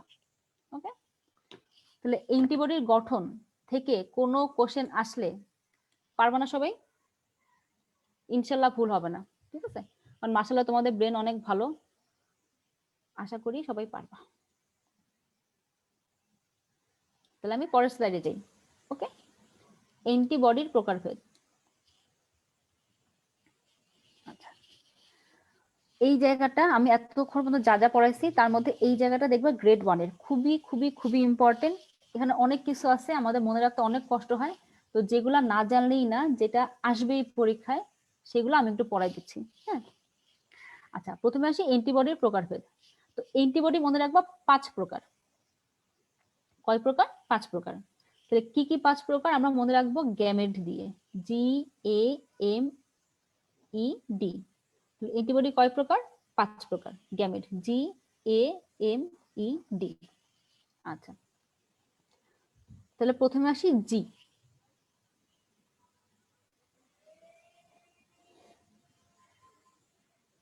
না, কবজা অঞ্চল পরিবর্তনশীল না, শুধু যে জায়গাটা দিয়ে অ্যান্টিজেনকে ধরে শুধু ওই জায়গাটা পরিবর্তনশীল। আচ্ছা, তাহলে অ্যান্টিবডি কয় প্রকার? 5 প্রকার, GAMED। আচ্ছা, প্রথমে আসি জি। মনে রাখবা সবচেয়ে বেশি পাওয়া যায় অ্যান্টিবডি জি, এই কারণে একে শুরুতে লিখছি আমরা। সবচেয়ে বেশি পাওয়া যায় কোনটা? অ্যান্টিবডি জি। কত পার্সেন্ট? 75%। এটা কিন্তু ডিউর ভর্তি পরীক্ষায় গতবার আসছিল। তাহলে সবচেয়ে বেশি পাওয়া যায় কোন অ্যান্টিবডি? অ্যান্টিবডি জি। কত পার্সেন্ট? 75%। আচ্ছা, কোন কোন জায়গায় পাওয়া যায় এটা আমরা একটা টেকনিক দিয়ে মনে রাখবো, সেটা হচ্ছে অ্যালার্ট। অ দিয়ে অন্ত্র, ল দিয়ে লসিকা, র দিয়ে রক্ত, ট দিয়ে টিস্যু তরল। আমার সাথে একদম মুখস্থ করে ফেলো। মনে করো আমিও তোমার সাথে পড়তেছি, তোমার ক্লাসমেট, ঠিক আছে? আমি পড়তেছি, তুমিও পড়ো। তাহলে অ্যান্টিবডি জি কে আমরা কোথায় পাই? অ্যালার্ট দিয়ে মনে রাখবো। অ দিয়ে হচ্ছে অন্ত্র, ল দিয়ে লসিকা, র দিয়ে রক্ত, ট দিয়ে টিস্যু তরল। আচ্ছা, তাহলে এখান থেকে সবচেয়ে ইম্পর্টেন্ট যে কাজটা মনে রাখতে হবে, মনে রাখবা যে একটা ভ্রূণ যখন সে মায়ের পেটে থাকে তখন সে মায়ের কাছ থেকে একটা অ্যান্টিবডি পায়, সেটা হচ্ছে অ্যান্টিবডি জি। এখন বলো, মা আর ভ্রূণ কি দিয়ে কানেক্টেড থাকে? প্লাসেন্টা বা অমরা দিয়ে। তাহলে একমাত্র কোন অ্যান্টিবডি অমরা অতিক্রম করতে পারে? অ্যান্টিবডি জি। মাথায় থাকবে। তাহলে একমাত্র কোন অ্যান্টিবডি অমরা অতিক্রম করতে পারে? অ্যান্সার কি হবে? অ্যান্টিবডি জি। খুবই খুবই খুবই ইম্পর্টেন্ট। আচ্ছা, এবার একটু খেয়াল করো যে একটা মানুষ সবচেয়ে ছোট তো থাকে ভ্রূণ অবস্থায়, তাহলে মনে রাখবা সবচেয়ে ছোট অ্যান্টিবডি হচ্ছে অ্যান্টিবডি জি। আবার আমরা কি জানি? ছোট মরিচে ঝাল বেশি, তাহলে সবচেয়ে বেশি পাওয়া যায় কোনটা? অ্যান্টিবডি জি। কত পার্সেন্ট? 75%। কোন অ্যান্টিবডি অমর অতিক্রম করতে পারে? অ্যান্টিবডি জি। ঠিক আছে, তাহলে এখান থেকে আমার মনে হয় না আর কার কোনো সমস্যা থাকবে। এরপর আসো, ধরো বাচ্চাটা হইলো, হওয়ার পর সে কি করবে? মায়ের দুধ পান করবে। তাহলে মনে রাখবা মায়ের দুধেও একটা অ্যান্টিবডি আছে যেটা হচ্ছে IgA। ঠিক আছে, তাহলে মায়ের দুধের মাধ্যমে কোন অ্যান্টিবডি বাচ্চার শরীরে পৌঁছায়? সেটা হবে অ্যান্টিবডি এ। তাহলে খেয়াল করে দেখো, আমরা মায়ের কাছ থেকে 2টা অ্যান্টিবডি পাই, একটা হচ্ছে অ্যান্টিবডি জি আর একটা হচ্ছে অ্যান্টিবডি এ। একটা পাই জন্মের আগে, একটা পাই জন্মের পরে। জন্মের আগে কোনটা পাই? IgG, তার মানে এটা অমর অতিক্রম করতে পারে। জন্মের পরে কোনটা পাই? IgA। কিসের মাধ্যমে? মায়ের দুধের মাধ্যমে। ঠিক আছে, তাহলে মায়ের দুধে কোন অ্যান্টিবডি পাওয়া যায়? IgA। ওকে, আচ্ছা এরপর আসি IgM। IgM থেকে একটা জিনিসই মনে রাখবা, খুবই ইম্পর্টেন্ট, সেটা হচ্ছে এবিও ব্লাড গ্রুপের অ্যান্টিবডি হচ্ছে এম টাইপের। মানে কি, ধরো কারো রক্তের গ্রুপ এ পজিটিভ, তার মানে তার শরীরে এ অ্যান্টিজেন আছে এবং কি আছে, বি অ্যান্টিবডি আছে, তাই না? তাহলে এই যে বি অ্যান্টিবডি, এই অ্যান্টিবডি কোন ধরনের অ্যান্টিবডি? IgM ধরনের। তাহলে এবিও ব্লাড গ্রুপের অ্যান্টিবডি কোন ধরনের? IgM ধরনের। ওকে, আচ্ছা এবার আসো IgE। মনে রাখবা সবচেয়ে কম পাওয়া যায় IgE, যার কারণে একে বলা হয় দুর্লভ অ্যান্টিবডি, মাত্র 0.1%। ওকে, তাহলে সবচেয়ে কম পাওয়া যায় কোনটা? IgE, যে কারণে এটাকে বলা হয় দুর্লভ। আচ্ছা কোথায় পাওয়া যায়? আমরা বাম দিয়ে মনে রাখবো, ব দিয়ে বি কোষ, ব দিয়ে বেসোফিল, ম দিয়ে মাস্ট কোষ। আচ্ছা, আর তোমাদের মনে আছে আমি বলছিলাম যেখানেই বেসোফিল আর মাস্ট কোষ পাও সেখানেই মনে রাখবা হিস্টামিন থাকে। তাহলে IgE কে আমরা কোথায় পাই? বেসোফিল আর মাস্ট কোষে পাই। তাহলে IgE এর কাজ কি? হিস্টামিন ক্ষরণে উদ্দীপ্ত করা। এবং মনে রাখবা যেখানেই হিস্টামিন আছে সেখানেই অ্যালার্জি আছে। হিস্টামিনের কাজ হচ্ছে অ্যালার্জি তৈরি করা, চুলকানি তৈরি করা। এই কারণে কিন্তু আমরা অ্যালার্জি হইলে কি খাই? এন্টি হিস্টামিন, যাতে হিস্টামিন বাবাজি না আসে। ওকে, তাহলে খেয়াল করে দেখো IG আমি আরেকবার বলতেছি, সবচেয়ে কম পাওয়া যায় কোনটা? IgE। কত পার্সেন্ট? 0.1%, যে কারণে IgE কে বলা হয় দুর্লভ অ্যান্টিবডি। ওকে, আচ্ছা IgE কোথায় পাবো? বাম, বি কোষ, বেসোফিল আর মাস্ট কোষ। কাজ কি? আচ্ছা বেসোফিল আর মাস্ট কোষ আছে, তার মানে হিস্টামিন ক্ষরণ করে। আচ্ছা হিস্টামিন ক্ষরণ হয়, তার মানে অ্যালার্জি হইতে পারে। ওকে, আচ্ছা এবার আসো IgD। IgD কোথায় পাওয়া যায়? লড়ে পাওয়া যায়, লসিকা, লিম্ফোসাইট, রক্ত। আচ্ছা IgD এর কাজ কি? দেখো ডি লিখতে অনেকটা বির মতো না, এখানে ডির কাজ হচ্ছে বি কোষকে সক্রিয় করা। ওকে, ক্লিয়ার সবাই? তাহলে এখান থেকে আশা করি কার কোনো সমস্যা হবে না, কিন্তু মুখস্থ করা যেহেতু একটু টাফ, আমি আরেকবার বলতেছি, একদম মাথায় সেট করে ফেলো। তাহলে প্রথমে IgG সবচেয়ে বেশি পাওয়া যায় 75%। এর একটা স্পেশাল বৈশিষ্ট্য কি? এটাই একমাত্র অ্যান্টিবডি যেটা অমরা অতিক্রম করতে পারে। ওকে, আচ্ছা এরপর আসো IgA। তাহলে IgA আমরা কোথায় পাই? মায়ের দুধে পাওয়া যায়। আচ্ছা এরপর আসো IgM। এই এম থেকে আমরা স্পেশাল কি পড়ছি? যে এবিও ব্লাড গ্রুপের অ্যান্টিবডি হচ্ছে IgM ধরনের। এরপর আসো IgE, সবচেয়ে কম পাওয়া যায় 0.1%, যে কারণে একে বলা হয় দুর্লভ অ্যান্টিবডি। কোথায় পাবো? বামে পাবো, বি কোষ, বেসোফিল, মাস্ট কোষ। তাহলে কাজ কি? যেহেতু বেসোফিল আর মাস্ট কোষ আছে, তার মানে এর কাজ হচ্ছে হিস্টামিন ক্ষরণ করবে, আর যেহেতু হিস্টামিন ক্ষরণ করবে তার মানে অ্যালার্জি হতে পারে। আর লাস্টে কি আছে? IgD। IgD এর কাজ কি? যেহেতু ডি লিখতে বির মতো লাগে, তাহলে IgD এর কাজ হচ্ছে বি কোষকে সক্রিয় করে। ঠিক আছে সবাই? আচ্ছা, আর IgG কোথায় পাওয়া যায়? আমরা অ্যালার্ট দিয়ে মনে রাখছিলাম, অ দিয়ে অন্ত্র, ল দিয়ে লসিকা, র দিয়ে রক্ত, ট দিয়ে টিস্যু তরল। আচ্ছা IgM এর দেখো আমি বলছিলাম কারো রক্তের গ্রুপ ধরো এ পজিটিভ, তার মানে তার শরীরে এ অ্যান্টিজেন আছে আর বি অ্যান্টিবডি আছে। তো এটা তো একটা অ্যান্টিবডি, তাহলে এটা কোন ধরনের অ্যান্টিবডি? এম ধরনের। তাহলে এবিও ব্লাড গ্রুপের অ্যান্টিবডি কোন ধরনের অ্যান্টিবডি? এম ধরনের। ঠিক আছে? ইয়েস, IgM সব থেকে বড়, মনে রাখবা। এম দিয়ে আমার নাম মৌরিন, কারণ এম সবচেয়ে বড়। ওকে, আচ্ছা তাহলে এই ছক থেকে কারো কোনো সমস্যা আছে? সবাই 10 সেকেন্ড টাইম দিলাম, একটু ছকটা একবার দেখো, জাস্ট ইম্পর্টেন্ট ইনফরমেশন গুলো একটু মাথায় ঢুকায় ফেলো।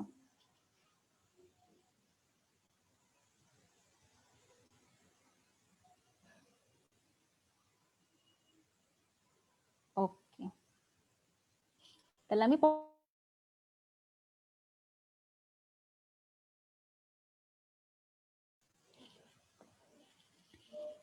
এবার আসো অ্যান্টিবডি আর অ্যান্টিজেনের পার্থক্য। এটা এতটা ইম্পর্টেন্ট না, শুধু ছক দেখে আমি দিয়ে দিছি, কিন্তু এটা তোমরা পড়লেই পারবা। যেমন দেখো অ্যান্টিবডি, এটার কাজ কি? এটা হচ্ছে অ্যান্টিজেন শরীরে ঢুকলে সেই অ্যান্টিজেনকে মারার জন্য তৈরি হয়, অর্থাৎ প্রতিরোধী বস্তু। আচ্ছা এরপর খেয়াল করো অ্যান্টিজেন কি? যেটা বাইরের থেকে আমাদের শরীরে প্রবেশ করে আমাদের শরীরে রোগ তৈরি করে। আচ্ছা, অ্যান্টিবডি কি আমরা পড়ে আসছি, অ্যান্টিবডি হচ্ছে এক প্রকার প্রোটিন, তাই না? আচ্ছা, এরপরে আসো অ্যান্টিজেন। অ্যান্টিজেন কি? অ্যান্টিজেন তোমার প্রোটিন হইতে পারে, অ্যান্টিজেন তোমার পলিস্যাকারাইডও হইতে পারে, অ্যান্টিজেন তোমার গ্লাইকোপ্রোটিনও হইতে পারে। খেয়াল করে দেখো, আবার তিনটা জিনিস পাওয়া গেল, মানে খুবই ইম্পর্টেন্ট। তাহলে অ্যান্টিজেন তিন প্রকার হইতে পারে রাসায়নিক ভাবে, হয় প্রোটিন, নয়তো পলিস্যাকারাইড, নয়তো গ্লাইকোপ্রোটিন।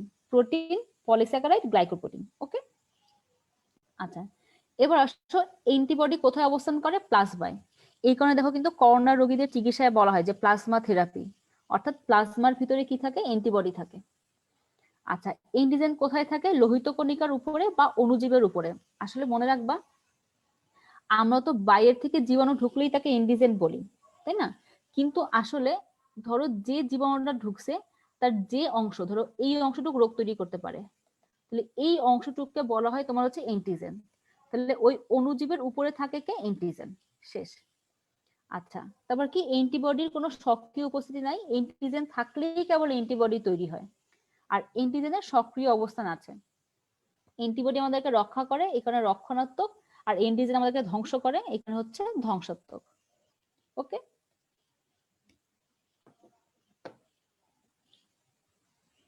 তাহলে অ্যান্টিবডি আর অ্যান্টিজেনের পার্থক্য পারা যাবে। আচ্ছা, এবার আসি এই চ্যাপ্টারের সবচেয়ে ইম্পর্টেন্ট, সবচেয়ে ঝামেলার জিনিস, কিন্তু দেখবা আমাদের কত সুন্দরভাবে পড়া হয়ে যায়, কারণ মাশাআল্লাহ তোমরা অনেক অ্যাটেন্টিভ এবং লক্ষ্মী বাচ্চা কাচ্চা। দেখেন কি বলছে, প্রতিরক্ষা ব্যবস্থায় টিকার ভূমিকা, মানে ভ্যাকসিনের কি ভূমিকা। খেয়াল করে দেখো, ভ্যাকসিন কয় প্রকার? 5 প্রকার। ওকে, আচ্ছা তাহলে এই ভ্যাকসিন আমরা অনেকভাবে বানাইতে পারি, সেই বানানোর উপর ভিত্তি করে ভ্যাকসিন আসলে কয় প্রকার? 5 প্রকার। আচ্ছা, তাহলে ভ্যাকসিন নামগুলো আমরা কি দিয়ে মনে রাখবো? কষ্ট, শনি, অর্থাৎ মুখস্থ করতে কষ্ট, এই কারণে কষ্ট। মুখস্থ না হইলে কপালে শনি আছে, এই কারণে শনি। তাহলে ক দিয়ে কনজুগেট, স দিয়ে সাব ইউনিট, ট দিয়ে টক্সয়েড, তালব স দিয়ে শক্তিরাশ, আর নি দিয়ে হবে হচ্ছে নিষ্ক্রিয়। ওকে, তাহলে খেয়াল করে দেখো, ভ্যাকসিন কয় প্রকার? 5 প্রকার। ক দিয়ে কনজুগেট, স দিয়ে সাব ইউনিট, ট দিয়ে টক্সয়েড, তালব স দিয়ে শক্তিরাশ, আর নি দিয়ে হচ্ছে নিষ্ক্রিয়। আচ্ছা, এখন আমাদের জানতে হবে যেটা সবচেয়ে ইম্পর্টেন্ট, সেটা হচ্ছে কোন ভ্যাকসিনের উদাহরণ কি। বিশ্বাস করো, এই উদাহরণ পরীক্ষায় আসে তোমার মাথা খারাপ করে দিবে। তো যাতে আমাদের সহজে মনে থাকে, আমরা কনফিউজ না হই, এই কারণে আমরা একটু সুন্দর করে পড়বো, যাতে মনে থাকে সেভাবে পড়বো। প্রথমে আসো কনজুগেট। তাহলে কনজুগেটের উদাহরণ আমরা মনে রাখবো আই দিয়ে। ঠিক আছে, আই দিয়ে কি হচ্ছে? Influenza type B. দেখো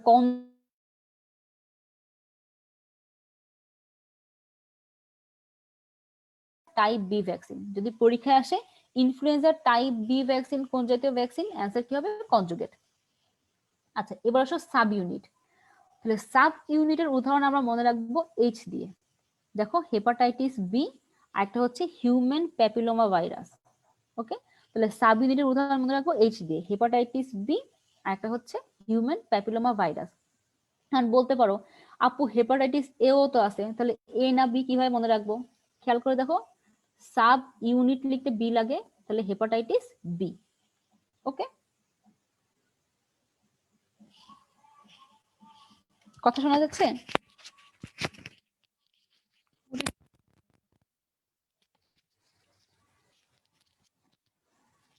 এখন শোনা যায় কথা? আচ্ছা, তাহলে খেয়াল করো, তুমি বলতে পারো যে আপু হেপাটাইটিস এ না বি, তাহলে দেখো সাব ইউনিট লিখতে কি লাগে? বি লাগে, এই কারণে হেপাটাইটিস বি। আচ্ছা, এবার আসি টক্সয়েড। ঠিক আছে, খেয়াল করে দেখো, টক্সয়েড যদি আমি লিখতে যাই, টক্সয়েড লিখতে শুরুতে লাগে ট, আর শেষে লাগে ড। তাহলে টক্সয়েডের উদাহরণ দেখো, ট দিয়ে আর ড দিয়ে। ট দিয়ে টিটেনাস, ড দিয়ে ডিপথেরিয়া। ওকে, তাহলে খেয়াল করে দেখো, টক্সয়েড হচ্ছে ট আর ড, টিটেনাস আর ডিপথেরিয়া। কারণ টিটেনাসের বাংলা কি? ধনুষ টঙ্কার। কারণ পরীক্ষায় আসলো ধনুষ টঙ্কার, তখন তো চিল্লাবা, আই হাই আপু ধনুষ টঙ্কারে তো টও নাই ডও নাই।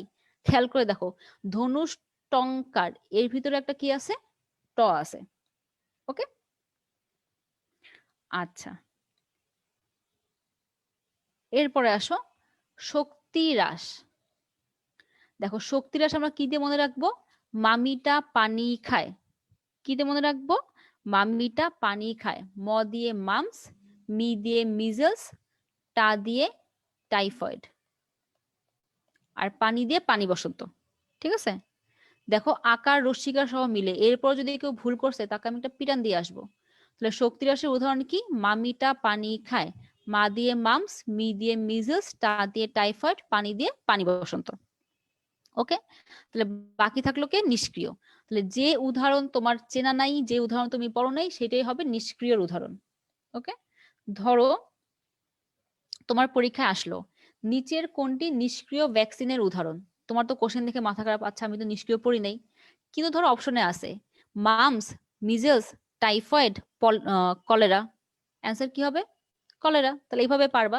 তাহলে উদাহরণগুলো আমি আরেকবার বলতেছি, খুবই ইম্পর্টেন্ট, একেবারে মাথায় ঢুকাই ফেলো। প্রথমে আসি কনজুগেট। তাহলে কনজুগেটের উদাহরণ আমরা মনে রাখবো আই দিয়ে। কনজুগেটের একটাই উদাহরণ কি দিয়ে মনে রাখবো? I. Influenza type B vaccine. দেখো ভ্যাকসিনের নামও বড়, কনজুগেটও বড়। তাহলে কনজুগেট ভ্যাকসিন কোনটা? Influenza type B. Subunit কি দিয়ে মনে রাখবো? এইচ। হেপাটাইটিস বি, আর একটা হচ্ছে হিউম্যান প্যাপিলোমা ভাইরাস। এবার আসো টক্সয়েড। টক্সয়েড লিখতে শুরুতে ট আর লাস্টে লাগে ড।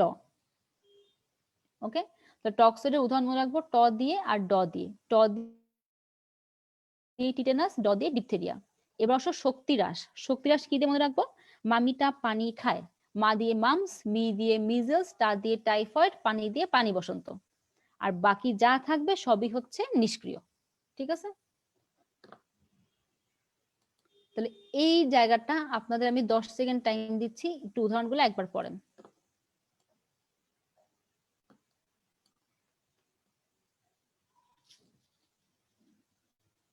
শোনো, নিষ্ক্রিয়তে শুধু ইনফ্লুয়েঞ্জা আছে, আর আমি কনজুগেটে কি বলছি? আই। ইনফ্লুয়েঞ্জা টাইপ বি, বড় নাম, ঠিক আছে, অনেক বড় নাম।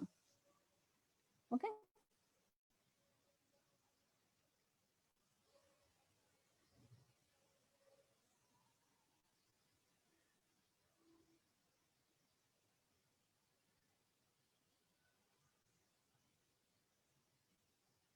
তাহলে পারা যাবে।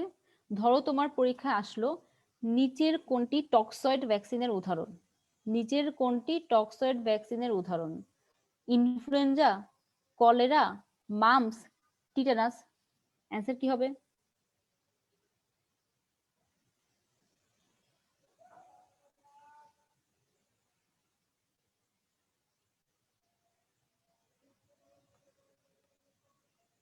ভেরি গুড, অ্যান্সার হবে টিটানাস।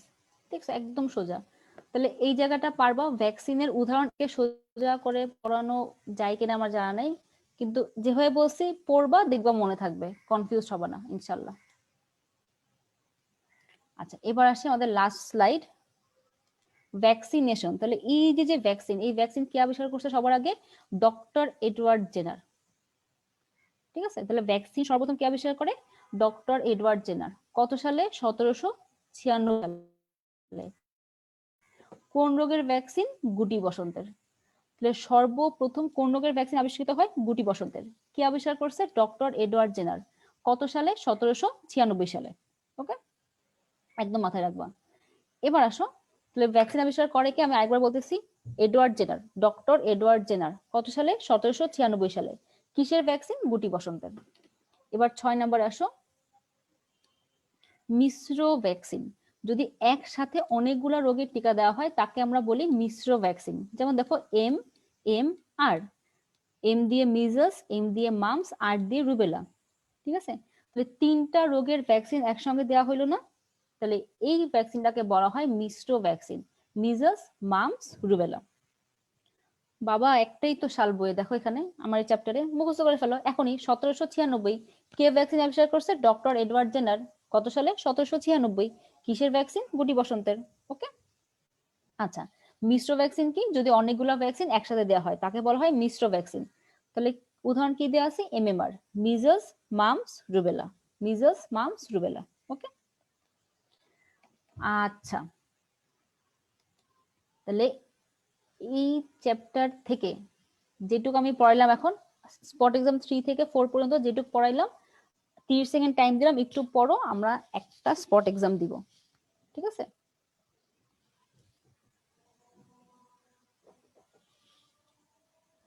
আজানও দিচ্ছে, তাহলে আজানটা শেষ হোক, তাহলে এরপর আমরা স্পট এক্সাম দিব। ভ্যাকসিনের উদাহরণ, অ্যান্টিবডির গঠন, প্রকারভেদ, এগুলো একটু পড়ে ফেলো, খুবই ইম্পর্টেন্ট। হ্যাঁ, ডিপিটিও মিক্সড ভ্যাকসিন, ভেরি গুড যে বলছো মামুন, গুড বয়। দেখো ডিপিটি, ডি দিয়ে ডিপথেরিয়া, পি দিয়ে পার্টুসিস, টি দিয়ে টিটানাস, 3টা রোগের ভ্যাকসিন একসঙ্গে দিছে, তার মানে ডিপিটিও একটা মিশ্র ভ্যাকসিন।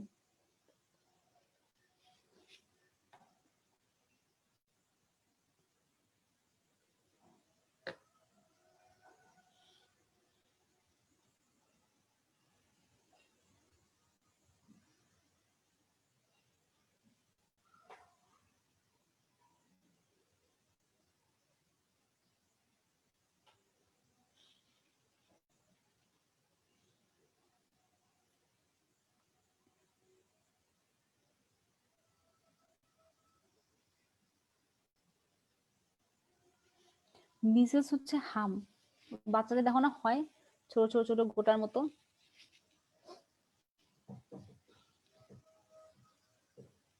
আচ্ছা, ডিপিটির ফুল ফর্ম হচ্ছে ডি দিয়ে ডিপথেরিয়া, পি দিয়ে পার্টুসিস মানে হুপিং কাশি যেটা, আর টি দিয়ে হচ্ছে টিটেনাস।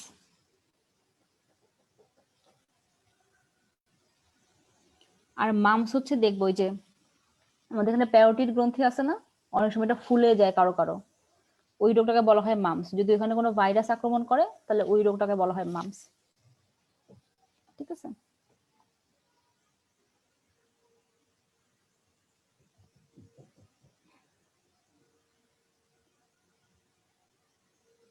ডিপিটি দিয়ে ডিপথেরিয়া, পার্টুসিস, টিটেনাস, দেখো তোমাদের আপু কমেন্টে লিখে দিছে।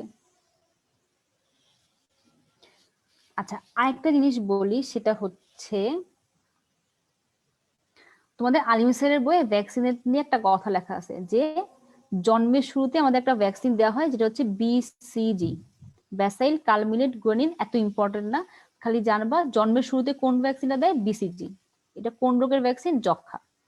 দেখো একটাই রোগের ভ্যাকসিন, এই কারণে এটা কিন্তু মিশ্র ভ্যাকসিন না। ওকে,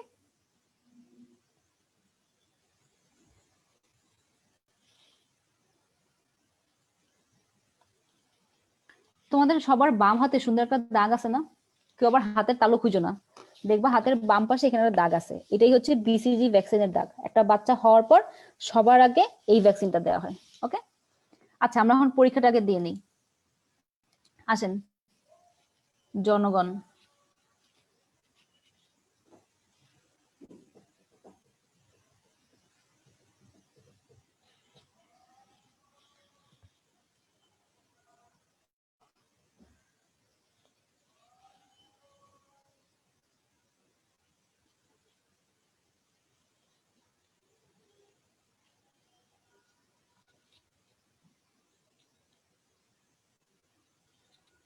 টিটেনাস ছেলে মেয়ে নির্বিশেষে সবার হইতে পারে না?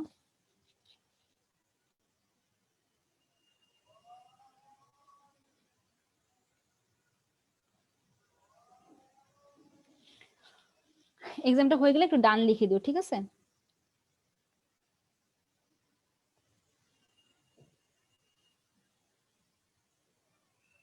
এই পরীক্ষা বাদ দিয়ে আবার এখন দাগ চেক করতে যাও না, আগে পরীক্ষা তাড়াতাড়ি। ডান, ভেরি গুড।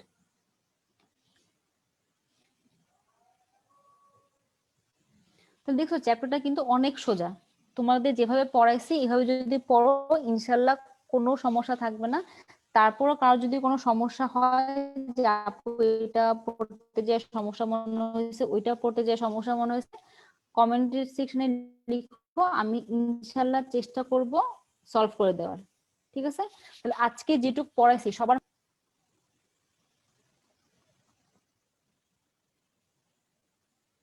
তোমাদের পড়ে অনেক ভালো লাগলো, তোমরা অনেক লক্ষ্মী বাচ্চা কাচ্চা, সুন্দর মতো পড়ছো। আচ্ছা, তাহলে এতক্ষণ যারা কষ্ট করে ক্লাসটা শুনছো তাদের সবাইকে অনেক অনেক থ্যাংক ইউ। আচ্ছা, একটা কোশ্চেন সবাই করে যে আপু যা পড়াইছি শুধু ওইটুক পড়লেই হবে কিনা, মনে রাখবা আমি তোমাদের গ্রেড 1 2 3 আজমল স্যারের বইয়ের পুরোটা কমপ্লিট করাই দিয়েছি। এই তোমাদের কাজ হচ্ছে এইটুককে একদম ওই হাট্টি মাটিম টিম তারা মাঠে পাড়ে ডিম যেভাবে মুখস্থ না, একদম ওইভাবে মুখস্থ করে ফেলা। মানে এখান থেকে যেন একটা শব্দ ভুল না হয় বা একটা শব্দ বাদ না থাকে। এরপরেও যদি তোমার হাতে সময় এবং মাথায় জায়গা থাকে, এরপর তুমি আলিম স্যারের বই গ্রেড 1 গ্রেড 2 গ্রেড 3 পড়ে ফেলবা। যেহেতু তোমাদের বই খুললে অনেক ঝামেলা লাগে, কম্পিটেন্ট বই কিন্তু সব দেওয়া আছে, ঠিক আছে? তাহলে সেইগুলো একটু পড়ে ফেলবা। আর এখন যদি পড়তে যাও, তুমি দেখবা যে তোমার পড়ার 80% মুখস্থ হয়ে গেছে। তাহলে এখন তোমার কাজ কি হবে জানো? পড়াটাকে গুছায় ফেলা, বারবার বারবার রিভিশন দেওয়া। আমি তোমাদের বলতেছি, পরীক্ষার হলে গেলে কি হয় জানো? তুমি তো সব আগের রাতে রিভিশন দিতে পারো না। পরীক্ষার হলে গেলে যকৃত ডান দিক না বাম দিক এটা নিয়ে মানুষজন কনফিউজ হয়ে যায়, কারণ এত স্ট্রেসে থাকে। এই কারণে চেষ্টা করবো কি বারবার বারবার বারবার রিভিশন দেওয়া। ওকে, আচ্ছা। আর আরেকটা কথা হচ্ছে, সবসময় নিজেকে মোটিভেটেড রাখবা। তুমি চিন্তা করো যে আজ থেকে 1-2 মাস পরে তোমার পরীক্ষা শেষ, তোমার মোবাইলে এরকম একটা মেসেজ আসতে পারে যে নাম এই, রোল এত, অবটেইনড মার্কস এত, selected medical college Dhaka medical college. কেমন লাগবে, তাই না?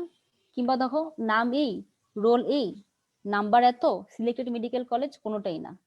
আর তুমি চিন্তা করো তুমি কি চাও? তুমি কি তো ঢাকা মেডিকেল কলেজ চাও নাকি তুমি কোনোটাই না চাও? অবশ্যই ঢাকা মেডিকেল কলেজ। এই কারণে আমরা এত কষ্ট করতেছি। তাহলে অবশ্যই ওই টার্গেট নিয়ে পড়াশোনা করবা। একটা জিনিস মাথায় রাখবা, আমি চান্স পাইছি মানে তোমরাও চান্স পাইতে পারো।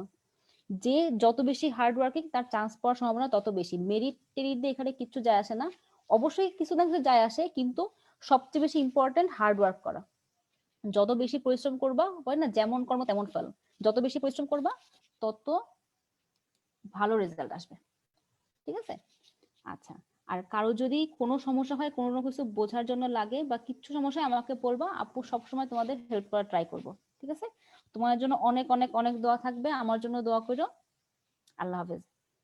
ইনশাল্লাহ মেডিকোর সেলিব্রেশন প্রোগ্রামে দেখা হবে। ওকে, বাই বাই।